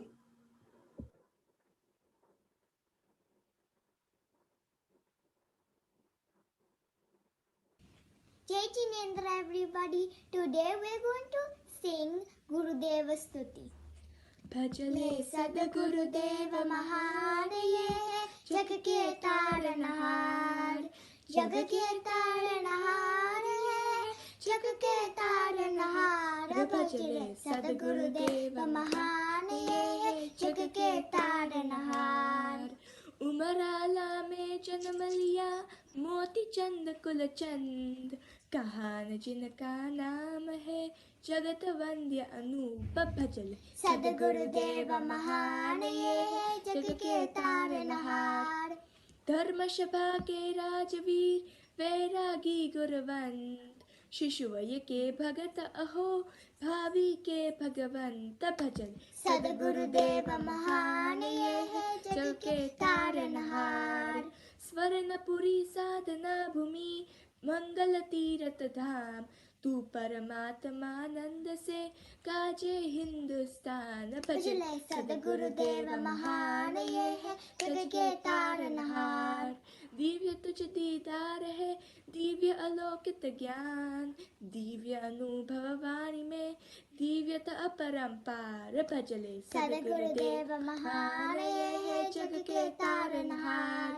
सूक्ष्म तत्व ज्ञानी हो आत्मानुभवी संत, रत्न त्रय दातार हो वंदन कोटि अनंत भजले सदगुरुदेव महान ये है जग के तारनहार। जय Jinendra. Well done, Prishali and Jinali, all the way from Australia. Australia is sleeping right now, but Jinali and Prisha are awake, telling us a wonderful bhakti. Obviously, it was recorded. Okay, moving on to our next speaker. Our next speaker is Devendra Ji from Rajasthan. I have personally learned from Devendra Ji and Sanjay Ji in like Manglayatan, which is in Aligarh. And it was an enjoyable experience. Manglayatan is in the north of India, where it's a wonderful school where they're educating young boys. And of course, for girls, they've got schools in Udaipur and in Delhi as well. So this is a brilliant experience for any one of us who are NRIs or anybody who is tuned in from India as well, to go and stay in such schools and to learn from teachers. Devendra Ji has translated 3,000 Gujarati pravachans of Gurudev Shri into Hindi. Can you imagine his devotion, his time he's giving towards preserving Jain culture for us, the youth and children? Thank you so much, Devendra Ji, for the great work you are doing, as well as Dr. Sanjeev Godha Ji and, of course, Sanjay Shastri Ji. Now I call upon Devendra Ji, please come forward and also introduce your topic. आपकी topic आप please हमें बताइए.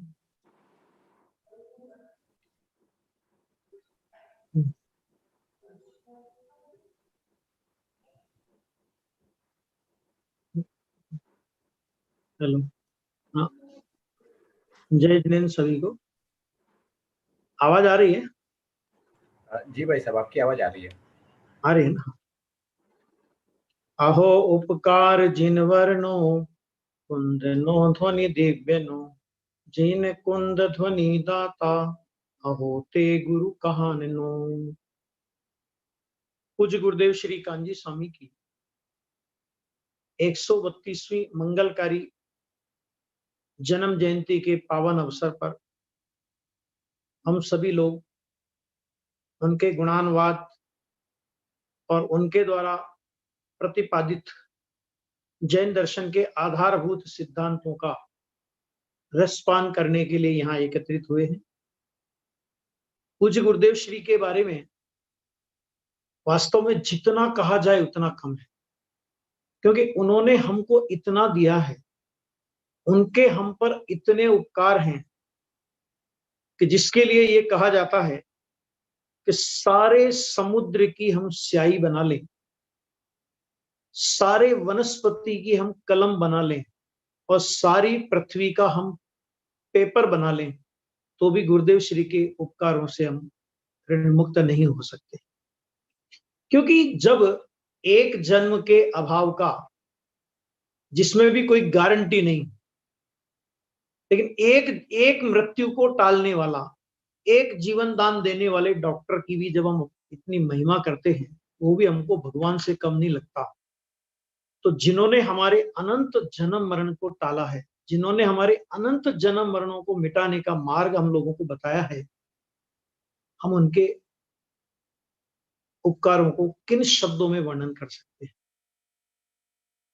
पूज्य गुरुदेव श्री के जीवन के संबंध में ये मेरा जो विषय है कि पूज्य गुरुदेव श्री का जीवन में जो उनकी क्या आध्यात्मिक झलक उनकी दिखाई देती थी, अथवा दूसरा उनके जीवन में आगम और अध्यात्म की या अंतर्बाह्य की जो संधि है वो किस प्रकार की थी।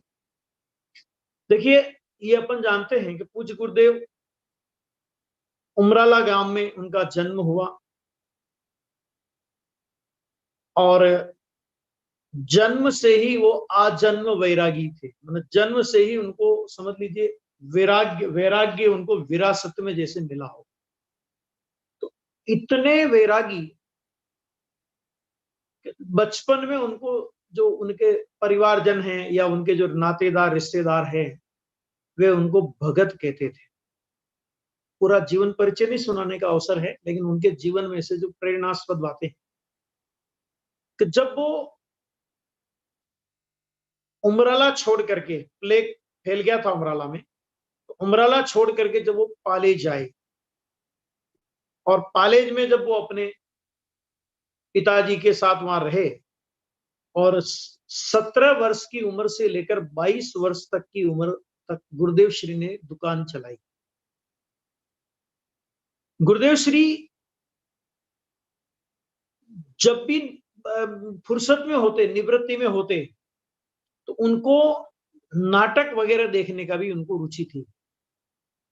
और नाटक में भी जैसे अपन लोग कोई भी नाटक वगैरह इस प्रकार का कुछ भी देखते हैं, तो अपन लोग उसके राग रंग के प्रसंगों पर ज्यादा फिदा होते हैं। लेकिन गुरुदेव श्री अपने प्रवचनों में उन नाटकों के संस्मरण सुनाते हुए कहते हैं कि हम ये नाटक देखने गए, और उस नाटक में हमने अनुसुईया के नाटक में अनुसुईया अपने बालक को सुलाती है झूले में, तो लोरियां गाती है, बेटा तू शुद्ध है, तू बुद्ध है, तू निरंजन है, तू संसार की माया को उससे तू रहित होने वाला, इत्यादि इत्यादि। माने कहने का अर्थ ये कि उस बाल महात्मा हमारे जो गुरुदेव श्री थे, कि उन पर उनके जीवन, उनके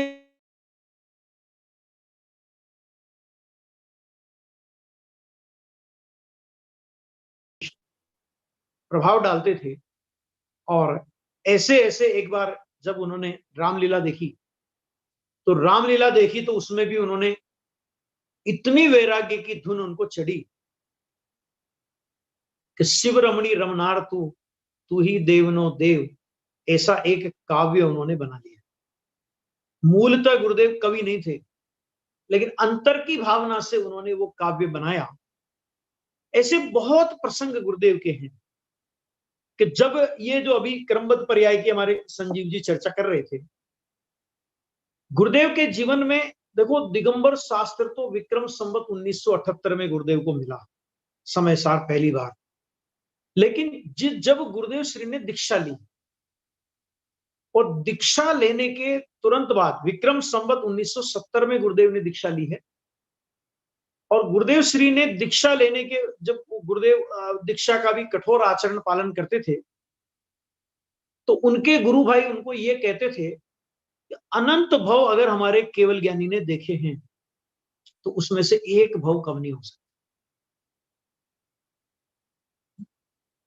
तो गुरुदेव श्री अपने प्रवचनों में बोलते हैं कि हम नए नए दीक्षित थे, तो एक आध साल तो हमने ये बात सुनी, कुछ बोले नहीं, लेकिन उसके बाद गुरुदेव श्री ने सिंह गर्जना की, जिसने केवल ज्ञानी के केवल ज्ञान का निर्णय किया। दूसरी तरह से सर्वज्ञता का निर्णय किया। सर्वज्ञता का निर्णय कहो, क्रमबद्ध पर्याय का निर्णय कहो, एक ही बात है। अभी हमारे संजीव जी ने आपको बताया है। तो जिसने सर्वज्ञता का निर्णय किया, केवल ज्ञानी, तुम कहते हो केवल ज्ञानी ने अनंत भव देखे होंगे, तो एक भव कम नहीं होगा। तो गुरुदेव प्रश्न करते थे, गुरुदेव उनसे पूछते थे कि तुमको केवल ज्ञानी का निर्णय है कि 3 काल 3 लोक के द्रव्य गुण पर्यायों को, उनके एक एक पर्याय के अनंत अनंत अविभागी प्रतिच्छेदों को जानने वाले केवली भगवान, केवल ज्ञान, सर्वज्ञ इस जगत में है क्या? ऐसा तुमको निर्णय है? अरे ऐसा निर्णय, केवल ज्ञानी का निर्णय केवल ज्ञानी की ओर देख करके नहीं होता है। केवल ज्ञान, सर्वज्ञता जिस सर्वज्ञ स्वभाव के अवलंबन से आती है, सच में उस सर्वज्ञ स्वभाव का अवलंबन करने पर केवल ज्ञान का निर्णय होता है। और ऐसा केवल ज्ञान का जिसको निर्णय होता है, उसके अनंत भव केवल ज्ञानी परमात्मा के ज्ञान में होते ही नहीं। क्यों? तो गुरुदेव फरमाते हैं अपने प्रवचनों में वो कहते हैं उस समय हमने कोई दिगंबर शास्त्र नहीं पढ़ा था, लेकिन प्रवचन सार की 80 नंबर की गाथा का भाव अंदर से आया था। जिस गाथा में कहा गया है ना कि जो अरिहंत भगवान को द्रव्य रूप से, गण गुण रूप से, पर्याय रूप से जानता है, वह अपनी आत्मा को जानता है और उसका मोह अवश्य क्षय को प्राप्त होता है। यदि वो भाव उस समय अंदर से आया। यानी देखिए 23 साल की उम्र, गुरुदेव श्री ने दीक्षा ली थी 23 साल में, 23.5 साल, और 1 साल बाद ही, क्योंकि ये बात तो गुरुदेव को पक्का निर्णय था, केवल ज्ञानी, कभी केवल ज्ञानी ने ज्ञान में देखा होगा तो अनंत भव होंगे। अरे भाई तू केवल ज्ञान का निर्णय तो कर। जिसको अनंत भव की शंका है, जिसको ये शंका है कि मेरे अनंत भव होंगे, तो सच में उसने केवल ज्ञान का निर्णय किया ही नहीं है। देखिए मानस स्तंभ प्रतिष्ठा महोत्सव था सोनगढ़ में, और मानस स्तंभ प्रतिष्ठा महोत्सव के समय का गुरुदेव श्री का एक प्रवचन है, आत्मधर्म में प्रकाशित हुआ है। और जब हमने गुरुदेव श्री की 125वीं जयंती मनाई थी, तब हमने उस समय मंगलायतन पत्रिका के कुछ विशेषांक, तब मैं वहां था तो विशेषांक निकाले थे। उसमें क्रमबद्ध पर्याय का एक विशेषण, 2 विशेषांक हमने निकाले थे। उसमें गुरुदेव का एक प्रवचन, अरे अनंत भव की शंका, अरे अनंत भव की बात तो छोड़ो, भव्य और अभव्य की शंका भी नहीं होती। मैं अभव्य होऊंगा तो मैं इतना पुरुषार्थ करूंगा, लेकिन अगर मैं अभव्य होऊंगा तो मेरा मोक्ष होगा ही नहीं। किसकी ओर देख के तू बोलता है? अरे आत्मार्थी को, केवल ज्ञानी परमात्मा के केवल ज्ञान का निर्णय करने वाले को, सर्वज्ञ स्वभाव का निर्णय करने वाले को, सर्वज्ञता का निर्णय करने वाले को अनंत भव होते ही नहीं। ये बात गुरुदेव डंके की चोट उस जमाने में कहते। जिस संप्रदाय में गुरुदेव थे, उस संप्रदाय में जो बातें नहीं थी, वो बातें गुरुदेव श्री के प्रवचन में आती थी, जो दिगंबर संप्रदाय से मेल खाती। भरी सभा में यह घोषित करना कि जिस भाव से तीर्थंकर प्रकृति बनती है वह भाव धर्म नहीं है। क्यों नहीं है? क्योंकि धर्म से बंधन नहीं होता, और जिस भाव से बंधन होता है वो भाव धर्म नहीं होता। तीर्थंकर प्रकृति जिस भाव से बंधे वो भाव धर्म नहीं है। गुरुदेव बोलते थे, अरे दूसरी भाषा में कहें तो अधर्म है। सारी सभा सन्नाटे के साथ में सुन रही थी, क्योंकि गुरुदेव के प्रति लोगों की श्रद्धा थी। लेकिन उन्हीं के साथ के 2-3 साधु वहां पर बैठे थे, वो वोसरे वोसरे वोसरे करके सभा में से उठ के चले गए। ऐसे कितनी ही बातें।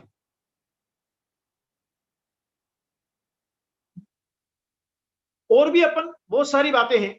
जैसे मूर्ति पूजा के संबंध में बात उठी थी, तो मूर्ति पूजा के संबंध में बात उठी तो किसी ने कहा कि अभी मिथ्या दृष्टि होगा तब तक मूर्ति की पूजा है, सम्य दृष्टि होने के बाद मूर्ति की पूजा होती नहीं। गुरुदेव जिस संप्रदाय में थे उस संप्रदाय में मूर्ति पूजा का निषेध, मूर्ति पूजा नहीं मानते वो लोग। लेकिन गुरुदेव ने उसमें रह करके मूर्ति पूजा को स्थापित किया कि भाई साहब ये स्थापना है, नए का विषय है, निक्षेप है ना, ये नए का विषय। और निक्षेप उसको, नए उसको होते हैं जिसको अपने शुद्धात्मा के अवलंबन से भाव शुद्ध ज्ञान प्रकट होता है, क्योंकि सम्यक शुद्ध ज्ञान के अवयव का नाम नए है। इसलिए सच में तो सम्य दृष्टि को ही सच्ची प्रतिमा की पूजा होती है। इसी तरह एक बार सिद्धांत आया, किसी ने कहा कि लोकालोक है इसलिए केवल ज्ञान, लोकालोक नहीं हो तो जाने कैसे। ये जो निमित्ताधीन दृष्टि, इस निमित्ताधीन दृष्टि के ऐसे परछक के बहुत विवाद हुआ। दो लोग थे, एक सेठ जी थे, एक वकील साहब थे। नाम लेने से कोई फायदा नहीं, गुरुदेव के प्रवचनों में सारे संस्मरण है। तो वो खूब उनमें चर्चा हुई। वो कहे लोकालोक है तो केवल ज्ञान है, लोकालोक नहीं हो तो केवल ज्ञान जानेगा किसे। लोकालोक के कारण केवल ज्ञान। गुरुदेव के पास, गुरुदेव की अदालत में वो मामला पहुंचा। गुरुदेव ने उत्तर उस जमाने में उत्तर दिया जिस समय दिगंबर शास्त्र गुरुदेव को नहीं मिला था। उस जमाने में गुरुदेव ने उत्तर दिया, भाई लोकालोक है इसलिए केवल ज्ञान है, ऐसा है।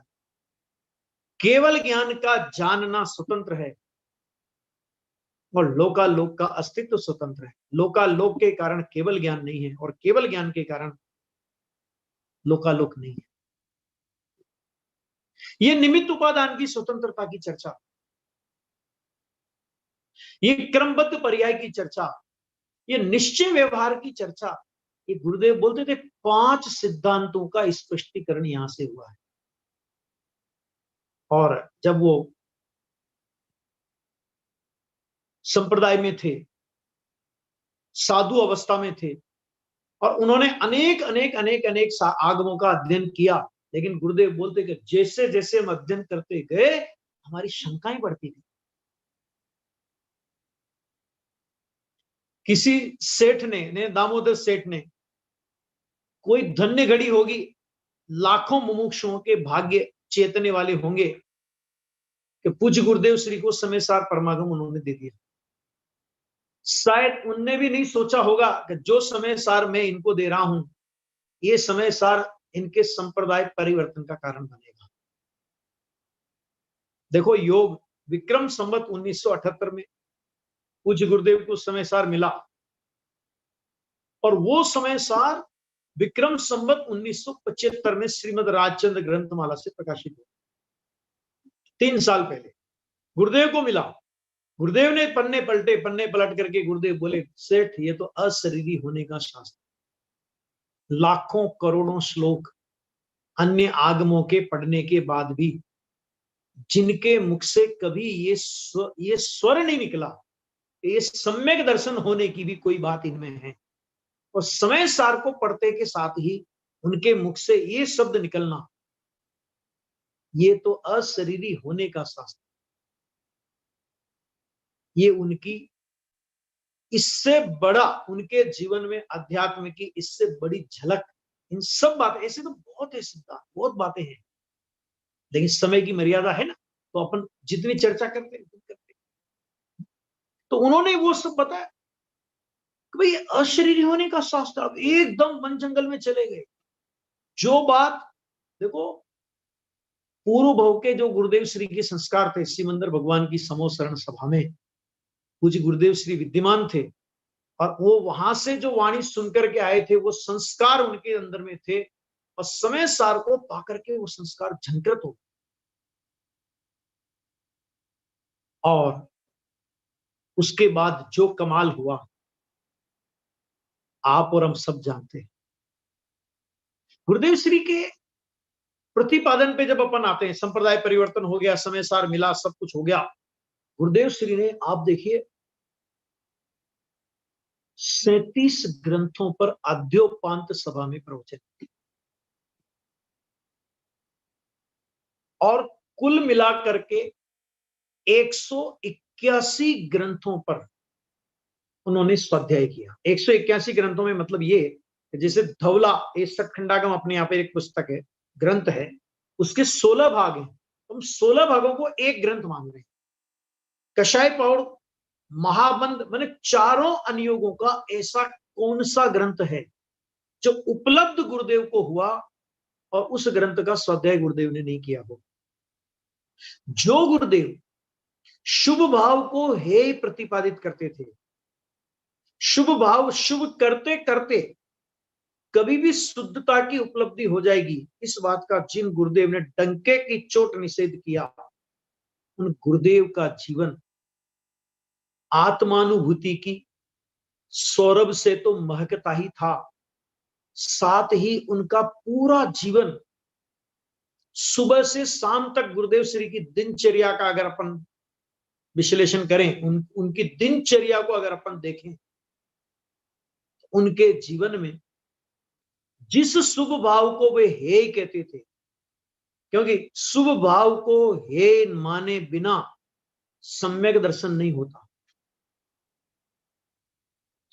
शुभ भाव की हेयत्व की श्रद्धा वो सम्यक दर्शन है, और परिणाम में से शुभ भाव का छूट जाना वो होता है जब यथाख्यात चरित्र होता है। तो ज्ञानी की भूमिका में भी वो भाव आता है, और गुरुदेव उसके जीते जागते उदाहरण है। गुरुदेव के अंदर में एक द्रव्य दूसरे द्रव्य को कुछ नहीं करता। इस वस्तु स्वातंत्र के सिद्धांत का जितना दृढ़ता के साथ गुरुदेव श्री ने प्रतिपादन किया, और आप देखो 372 नंबर की गाथा में कुमार घड़े का उत्पादक हम नहीं देखते, ये बात जब उन्होंने कही तो कुमार घड़े का उत्पादक नहीं है, ये बात जब आचार्य देव ने कही, उस गाथा के प्रवचन आप सुनो। एक उदाहरण आचार्य देव ने दिया और उस उदाहरण को सिद्ध करने के लिए गुरुदेव ने कितने उदाहरण दिए। एक द्रव्य दूसरे द्रव्य का करता है, और उन्हीं गुरुदेव के आप 320 नंबर की गाथा के प्रवचन सुनेंगे, कितने अंदर में करुणा। 320 नंबर की गाथा में वो बंद मोक्ष की पर्याय का करता भगवान आत्मा नहीं है, वो तो मात्र ज्ञाता है। बंद के काल में बंद को जाने, मोक्ष के काल में मोक्ष को जाने। परिणाम मेरे लिए परद्रव्य है और परद्रव्य का कर्ता आत्मा नहीं होता। स्वद्रव्य त्रिकाली ध्रुव परमात्मा वो स्वद्रव्य, परिणाम मात्र परद्रव्य, तो परद्रव्य का कर्ता नहीं। ऐसी अद्भुत बात चल रही थी, और उसी समय गुरुदेव की नजर जाती है कहां? स्वाध्याय मंदिर के सामने जो चबूतरा है, और चबूतरे पर एक नीम का पेड़ है। नीम के पेड़ की कुछ पत्तियां और कुछ बच्चे उन पत्तियों को लेकर के खेल रहे। एकदम गुरुदेव के प्रवचन अगर आप सुनेंगे, ध्येय पूर्वक गेय प्रवचन प्रकाशित है, उसमें गुरुदेव ने बोला आ माँ बाप छोकराओं ने साचवता नहीं, संभालते नहीं है। एक एक पत्ती में असंख्य असंख्यात जीव है। अरे तेरे पूर्व भव के माता पिता उसमें बैठे। एक तरफ इधर एक प्राणी मात्र को पर्याय दृष्टि गौण करके भगवान देखने की उनकी नजर। नीम का पत्ता भी अगर कोई छू दे तो उसके प्रति वो बरस पड़ते थे। उनको विवेक नहीं। अब उस समय कोई गुरुदेव से प्रश्न करे कि साहब आप तो बोलते थे एक द्रव्य दूसरे द्रव्य को छूता ही नहीं। कि देखो भाई, एक द्रव्य दूसरे द्रव्य को नहीं छूता, ये सिद्धांत परम सत्य है। और अभी भी तुमने नीम के पत्ते को नहीं छुआ है, लेकिन तुमने जो इस प्रकार का परिणाम किया, तुमको उस परिणाम का महापाप लगेगा। देवेंद्र जी, टाइम थोड़ा देख के चलना पड़े। तो ऐसा, हाँ, तो इसलिए ऐसे बहुत सी चीजें हैं जिन पर आप विचार करें तो बहुत बातें हैं कहने के लिए। तो इतना है कि मेरे पास अभी अपना पास समय भी उतना नहीं है। बहुत सी बातें हैं निश्चय व्यवहार का जो सुमेल पूज्य गुरुदेव श्री के जीवन में देखने को मिलता है। अरे पूज्य गुरुदेव श्री क्या सभी ज्ञानी धर्मात्माओं का जीवन ऐसा हो? ना उनको निश्चय का अतिरेक होता है, ना व्यवहार का अतिरेक होता है। निश्चय के स्थान में निश्चय की प्रमुखता, स्वदृष्टि में निश्चय की प्रमुखता, वर्तन में निश्चय पूर्वक व्यवहार कैसा होता है वो उनके जीवन में सहज होता है। कोई खींच के करते हो ज्ञानी, खींच के ज्ञानियों को व्यवहार करना नहीं पड़ता। निश्चय आगम और अध्यात्म की संधि बनानी नहीं पड़ती है। जिनको आत्मा सदता है उनको सारी संधियां सद जाती है, और जो संधियां साधने के चक्कर में रहते हैं ना उनकी संधियां सदती है और ना उनसे आत्मा सदता है। ऐसी बहुत सी बातें हैं जिन पर अपन विस्तार से चर्चा कर सकते हैं और करना ही चाहिए, क्योंकि ऐसे युग पुरुष अपने को मिले हैं। ये अपन लोगों का महाभाग्य है। मैं तो कहता हूँ चक्रवर्ती से ज्यादा पुण्य लेकर के अपन लोग आए हैं। अगर हम पुण्य की बात भी करें तो कि अपने को गुरुदेव श्री के 9000 घंटे के प्रवचन हैं। चक्रवर्ती के पास तो 9 निधि 14 रत्न है, उनके पास क्या है? और उनको भोगे तो नरक में जाए। अपने पास 9000 घंटे के प्रवचन हैं, और उन प्रवचनों का श्रवण करते हैं तो पुण्य बंद होता है, और उन प्रवचनों में उद्घाटित विषय वस्तु का अनुभव करते हैं तो धर्म होता है। हम सभी गुरुदेव श्री के प्रवचनों का भरपूर लाभ लें, तभी उनकी जन्म जयंती मनाना सार्थक है। इसी भावना से मैं अपनी बात को यहीं विराम देता हूं। Fantastic. Thank you Devendra Kumar ji. आपके काम की इम्पोर्टेंस, I mean, तो I cannot overstate it. सच में जितनी सारी प्रतिपदान आपने ट्रांसलेट किए और आपने बहुत अच्छे से हाईलाइट किया in a very compelling way, बहुत compelling तरीके से आपने बताया कि डिफरेंसेस क्या है जिन गुरुदेव श्री ने किए। तो thank you so much for your time. अब हम मूव ऑन करेंगे। Now we have Ananya. वो 11 साल की है और वो कनाडा में है। In addition to her getting into her hobbies of reading and creative art, वो टाइम भी लेती है पथसदान के लिए, हर हफ्ते पार्टिसिपेट में करती है।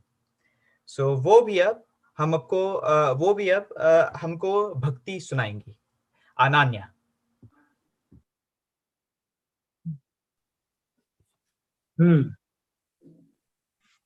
जय जिनेंद्र। હું પરમાત્મા છું એમ નક્કી કર।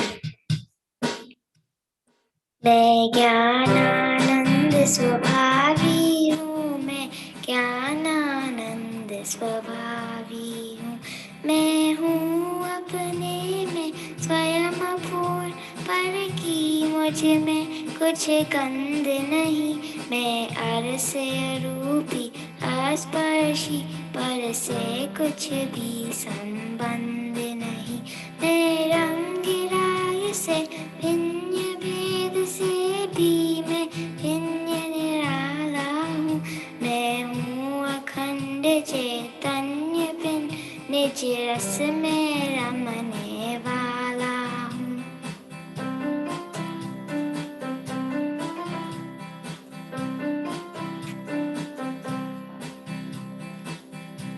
मैं ही मेरा करता धरता, मुझ में पर का कुछ काम नहीं। मैं निज में रहने वाला हूँ, पर मैं मेरा विश्राम नहीं। मैं शुद्ध बुद्ध अविरुद्ध एक, पर परिणति से अप्रभावी हूँ। आत्मानुभूति से प्राप्त तत्व में ज्ञानानंद स्वभावी हूँ। मैं ज्ञानानंद स्वभावी हूँ, मैं ज्ञानानंद स्वभावी हूँ।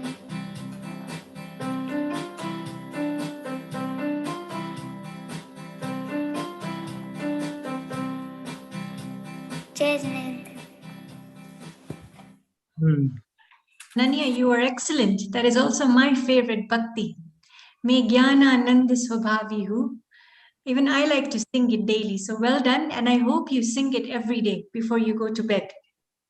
I would like to thank our speakers for their wonderful knowledge, not just knowledge, but also their anubhav of what they've been experiencing with their lectures over the years.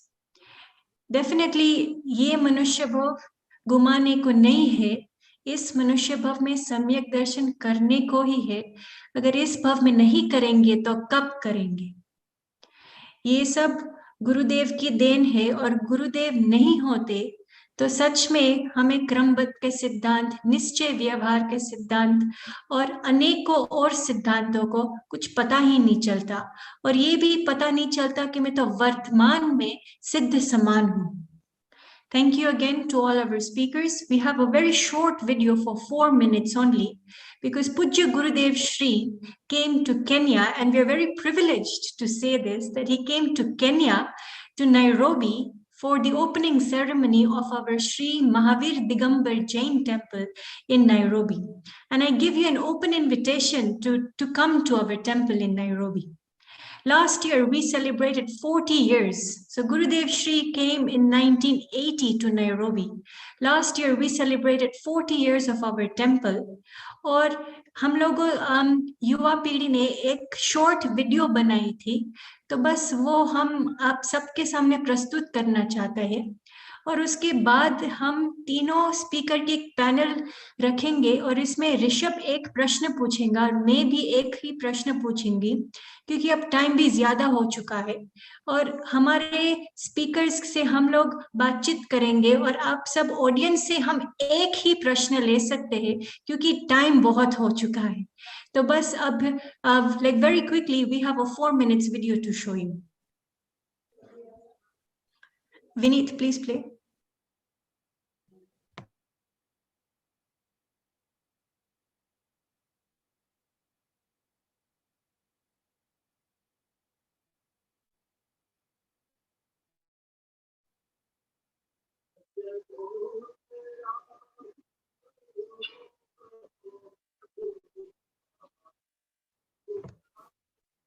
Vineet, there's no sound. सफल जन्म मेरा हुआ प्रभु दर्शन से आज, भव समुद्र नहीं दिखता, पूर्ण हुए सब काज, पूर्ण हुए सब काज, दूर निवार सब कर्मानु, मोहादिक परिणाम, स्वयं दूर मुझसे हुए, देखत तुम्हें ललाम, देखत तुम्हें ललाम, संवर कर्मों का हुआ, शांत हुए ग्रह जाल,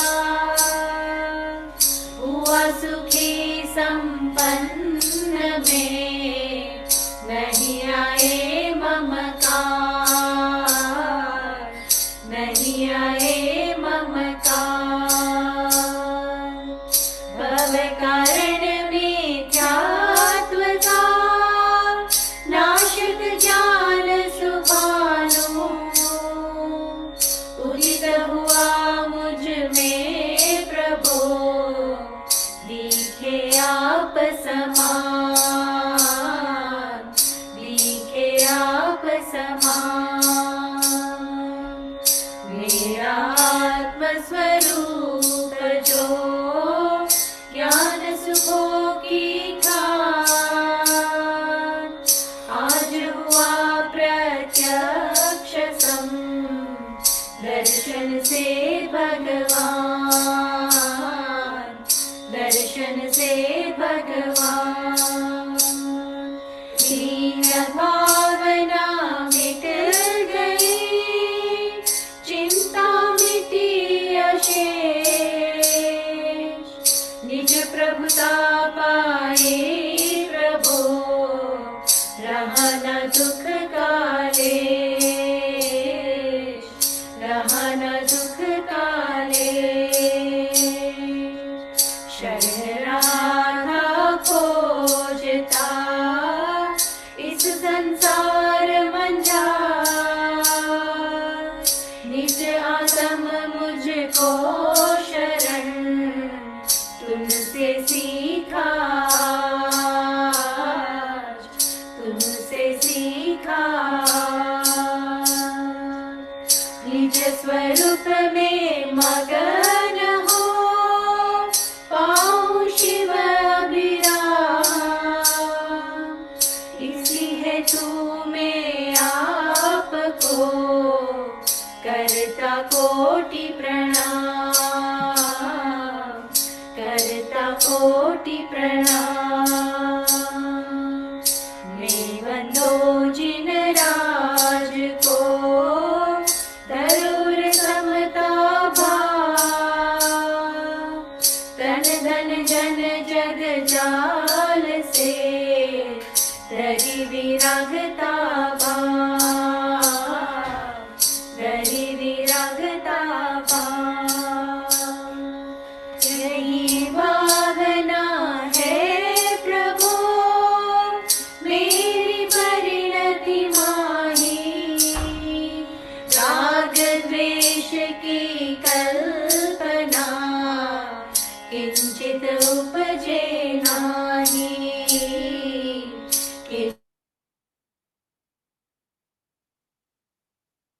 Komalji, your microphone. Thank you, Vineet. Vineet has been doing all the hard work behind the scenes, and these wonderful posters that you see, Vineet designs them excellently in a very short period of time. Thank you very much, Vineet, and Sanjay Shastrichi, who unfortunately is not present here today. Next, quickly, we move on to our panel of speakers. Rishabh, please start with one question only.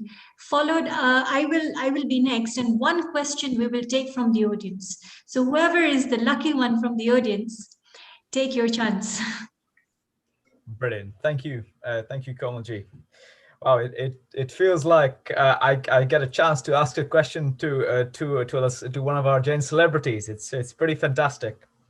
So what I'll do, so I will ask Dr. Goda ji. तो आपने बहुत हमको बताया पुरुषार्थ के हिसाब से, तो आप एक एग्जांपल दे सकते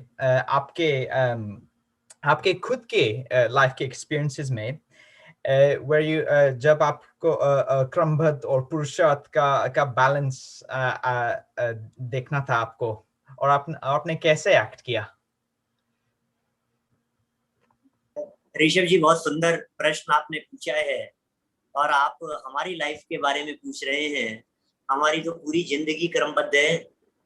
हम आपको क्या घटना बतलाएं? क्रमबद्ध तो हमारी लाइफ है, क्रमबद्ध हमारी लाइफ स्टाइल है, क्रमबद्ध हमारा जीवन है। हमारे को हर कदम कदम पर क्रमबद्ध याद आती है। दिन में 50 बार क्रमबद्ध याद आती है। हम कौन सी घटना का उल्लेख करके बतलाएं? चाहे सर दर्द हो रहा हो, चाहे पेट दर्द हो रहा हो, चाहे घुटने दर्द कर रहे हो, चाहे नींद आ रही हो, चाहे नींद नहीं आ रही हो, कोई काम पूरा नहीं हो रहा हो, कोई काम पूरा कर लिया गया हो, किसी तरह की प्रतिकूलता हो, गाड़ी स्टार्ट नहीं हो रही है, गाड़ी रास्ते में रुक गई है, जहां देखो वहां हमारे को क्रमबद्ध दिखाई देता है। कोरोना हो गया तो क्रमबद्ध दिखाई दिया, ठीक हो रहे थे तो लगा कि होना होगा तो हो जाएंगे। प्रवचन 2 मिनट लेट होता है तो हमें याद आता है कि यही क्रमबद्ध था। देर तक चल जाता है तो लगता है यही क्रमबद्ध था। प्रवचन के अंदर हम जब विषय लेने के लिए घोषणा, चलते प्रवचन के बीच में कह देते हैं आज हम यहाँ तक विषय लेंगे, और फिर पूरा नहीं होता है तो हम कहते हैं भैया यही क्रमबद्ध था। हमें तो 24 घंटे क्रमबद्ध याद आता है। ये क्रमबद्ध तो लाइफ स्टाइल है। जिसके पास में ये क्रमबद्ध की औषधि है वो निश्चित तौर पर आनंदित रहता है, मस्त रहता है। ये मस्त रहने की एक अद्भुत कला है। सो ये कला तो सबके पास में होनी चाहिए। ये एक औषधि है, ये एक दवाई है, ये एक ऐसा ट्रीटमेंट है जो दुनिया में कहीं नहीं मिलेगा। यदि कहीं मिला है हमें वर्तमान में हमारे महाभाग्य से, तो गुरुदेव श्री की वाणी के माध्यम से प्रस्फुटित हुआ, निकल करके सामने आया और हमें जीवनदायिनी औषधि मिल गई। हम तो रोज उपभोग करते हैं उसका।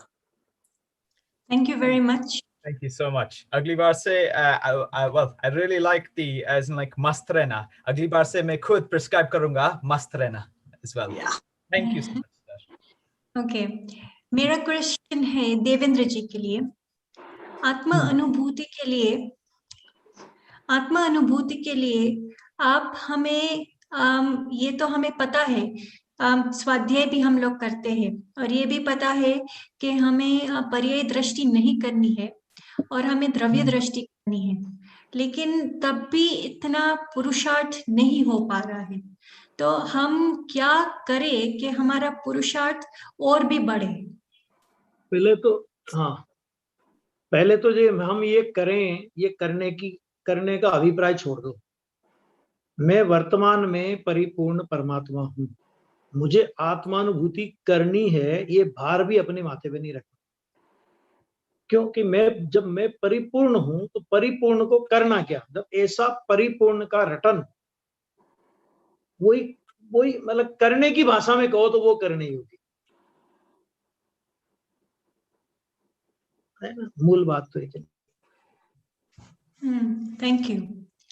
और वजन लेके नहीं घूमना कि नहीं मेरे को एक। हाँ बोलिए। अच्छा ना सॉरी, आप बोलिए। हाँ नहीं ठीक है, बस यही कहना था मेरे को संक्षिप्त में, इतना ही। क्योंकि मुझे सम्यक दर्शन प्राप्त करना है, मुझे ये प्राप्त करना है, मुझे वो प्राप्त करना है। पहले तो ये नक्की करो कि मैं परिपूर्ण हूँ। मुझे भगवान होना है नहीं, होना है से बात शुरू मत करो। है से अपनी बात शुरू करो। मैं कौन हूं? मैं भगवान हूं। ये तो मैं हूं, ये स्वीकार कौन करता है? ये हूं का स्वीकार भी वर्तमान परिणाम करता है। तो जहां मैं हूं, मैं ऐसा हूं, स्व सन्मुख होकर के ये स्वीकार हुआ, इसी का नाम आत्मानुभूति। बिल्कुल सही है। वो वजन आना चाहिए कि मैं हूँ, वर्तमान में हूँ, है पे आना चाहिए। हाँ, करना, मुझे ये होना है, मुझे ये करना है, इस पे वजन नहीं आना चाहिए। मैं वर्तमान में ऐसा हूं, ऐसा वजन आना चाहिए। एक प्रश्न हम लेंगे ऑडियंस से, संजय कुमार शास्त्री के लिए। कोई भी अगर एक प्रश्न पूछना चाहते हैं तो please raise your hand very quickly. Sheela ji, please come forward. Sheela Shah.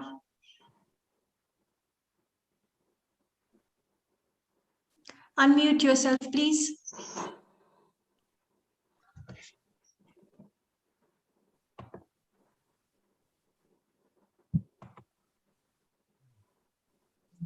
Please ask your question.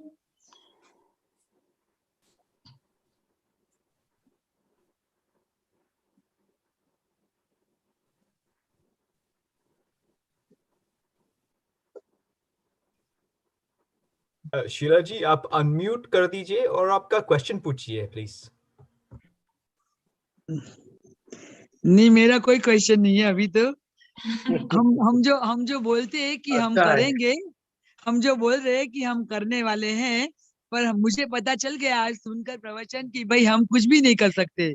जो होता है वो अपने आप क्रम से होता है। ये मुझे आज पता चल गया बराबर। क्रम से होता है, जो होता है क्रम से होता है। हम तो कुछ भी नहीं करते उसमें। Thanks, Sheila aunty. Thanks for your feedback. That was wonderful. One quick question. Anybody in the audience?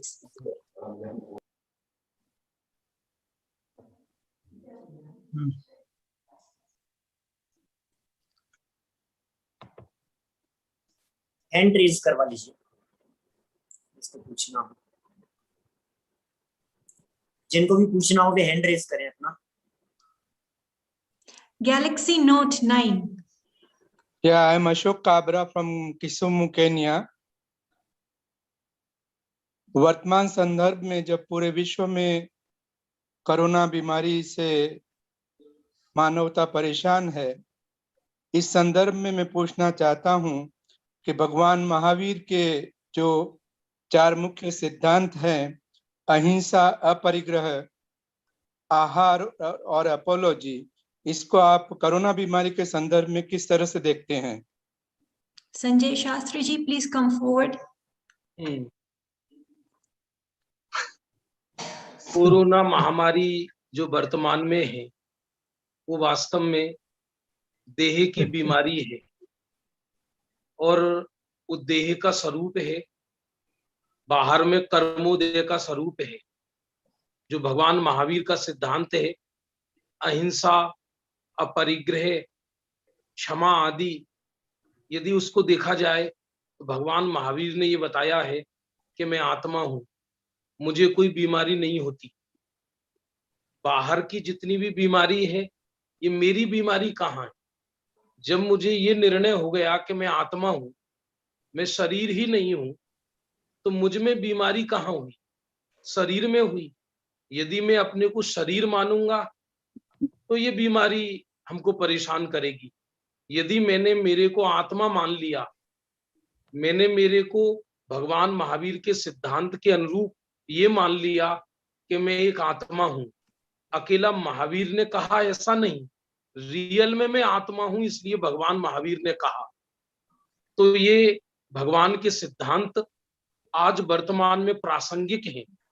इसमें एक सिद्धांत ये भी है कि पूर्व में कोई हमने हिंसा की होगी तो वो हिंसा का परिणाम वर्तमान में हमारे साथ उदय में आया। अब वर्तमान में मैं अहिंसा रूप परिणमन करूं, अहिंसा रूप परिणमन करूं अर्थात ज्ञाता दृष्टा रहूं, तो जो ये बीमारी को रहना होगा तो रहेगा, जाना होगी तो जाएगी, लेकिन मैं तो आत्म तत्व हूं। यदि देह छूटेगा तो छूट जाएगा, मैं जहां भी रहूंगा आत्मा रहूंगा, जहां भी रहना होगा ज्ञान और आनंद का पिंड रहूंगा। इस प्रकार बहुत विस्तृत विषय है जो प्रश्न भाई श्री ने पूछा है। और वर्तमान में भगवान महावीर के सिद्धांतों से ही ये कोरोना महामारी के समय में हम शुद्धात्मा को समझ सकते हैं। महामारी तो राग द्वेष की है, पुण्य पाप की है, मेरी महामारी ये नहीं है। इस प्रकार ऐसा चिंतन करेंगे तो वर्तमान में भगवान महावीर के सिद्धांतों से हम सुखी हो सकते हैं और इस वैराग्य प्रसंग में भी हम आत्म कल्याण कर सकते हैं, अपने जीवन को सुखी बना सकते हैं। धन्यवाद। Thank you very much to all our speakers for your wonderful answers. And now we would like to end this session. We thank the audience for joining in. On behalf of Dr. Rishabh Jain and I, we thank everyone for joining in tonight. Vineet, once again, thank you very much for coordinating the program. आप सबको सादर जय जिनेंद्र और गुरुदेव 132 जन्म जयंती हम का महोत्सव हम सब ने अच्छे से मनाया और यही भावना है कि शीघ्र अतिशीघ्र हम आत्म कल्याण करें, सम्यक दर्शन करें और अनंत सुख को भोगें। Thank you and good night. Thank you so much.